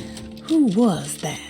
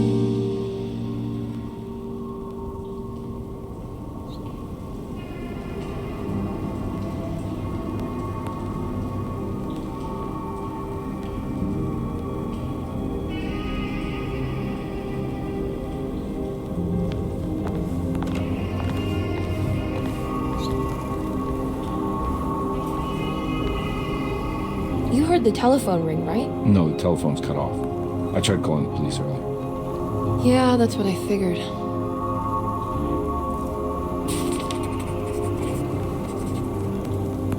None of Emily's experiences seemed to line up with reality anymore.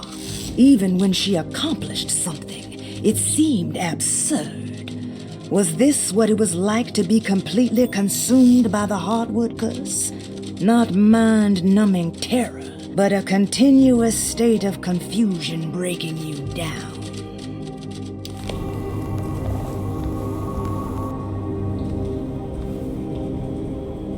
Hey, Mr. Carnby? What? Nothing, right? It's a closet? That's right, Detective. I'll see you later. I have to finish this. You're going inside the closet? I know what it looks like, but I can't explain it, much less justify it. All right. You do what you have to do, miss. Goodbye, Detective.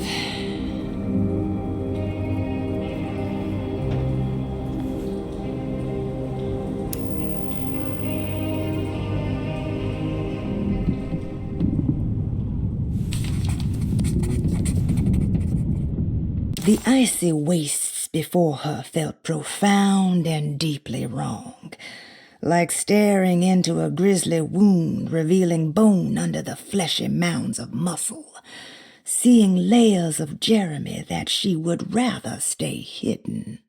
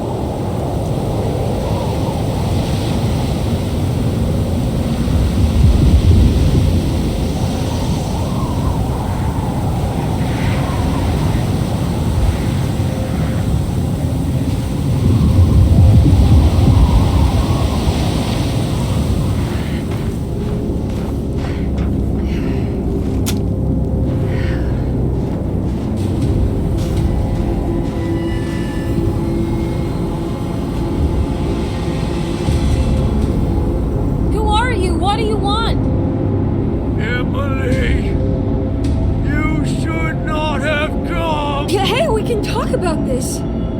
It's too late for that. It's too late.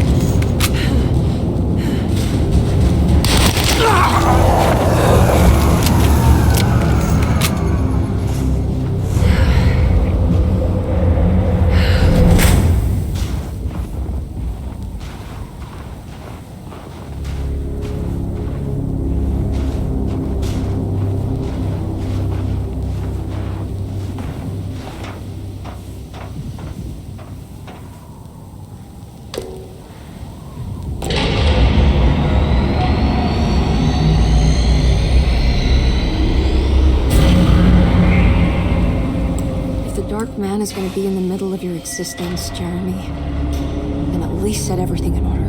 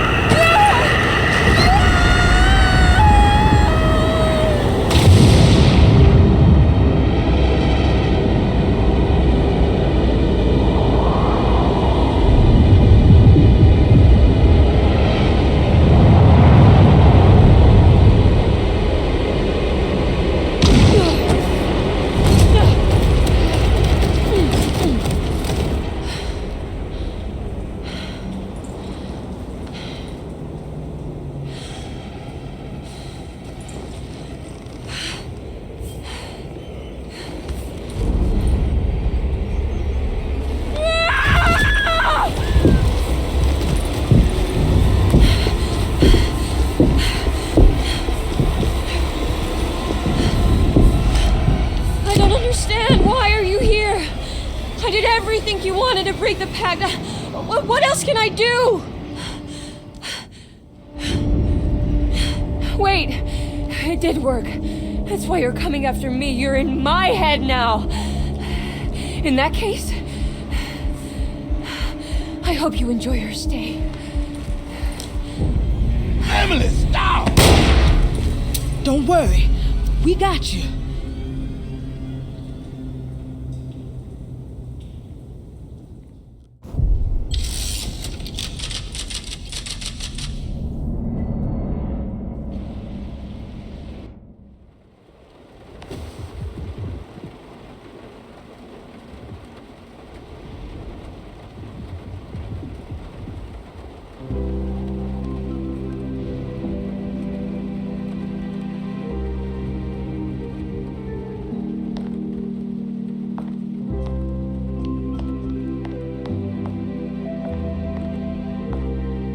Are you alone? Or is he in there with you?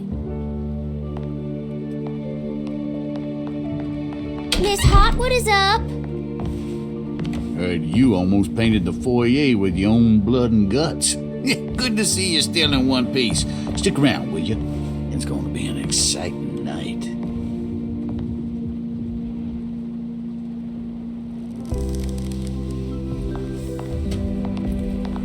Good to see you made it, miss. And all that ruckus, Lotta gave you a healthy dose of that sleeping juice. Wasn't sure you'd be waking up again. What happened? You had a psychological breakdown. Tried to shoot yourself. Sorry for the manhandling, but we just wanted to save you. You also stabbed Jeremy in the eye. Is he alright? He's a little strange, but everything else is back to normal. Really? I broke the pact? I don't know what you did, but it worked. Let's see you standing up, miss.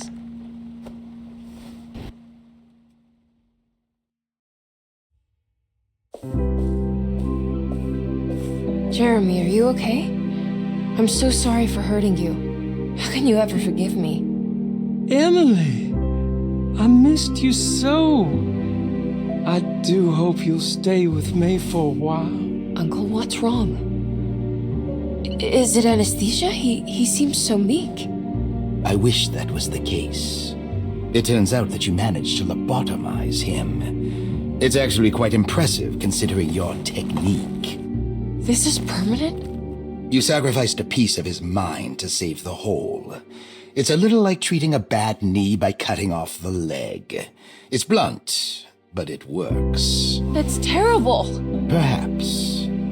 But at least he won't suffer anymore. Do you remember the Dark Man, Jeremy? Ah, yes. Where did he go? I hope he is doing all right. You see? With a violent stab, you made any future treatment quite redundant. I assume you will be bringing him with you back to New Orleans. I will. I just need to find Detective Carnby.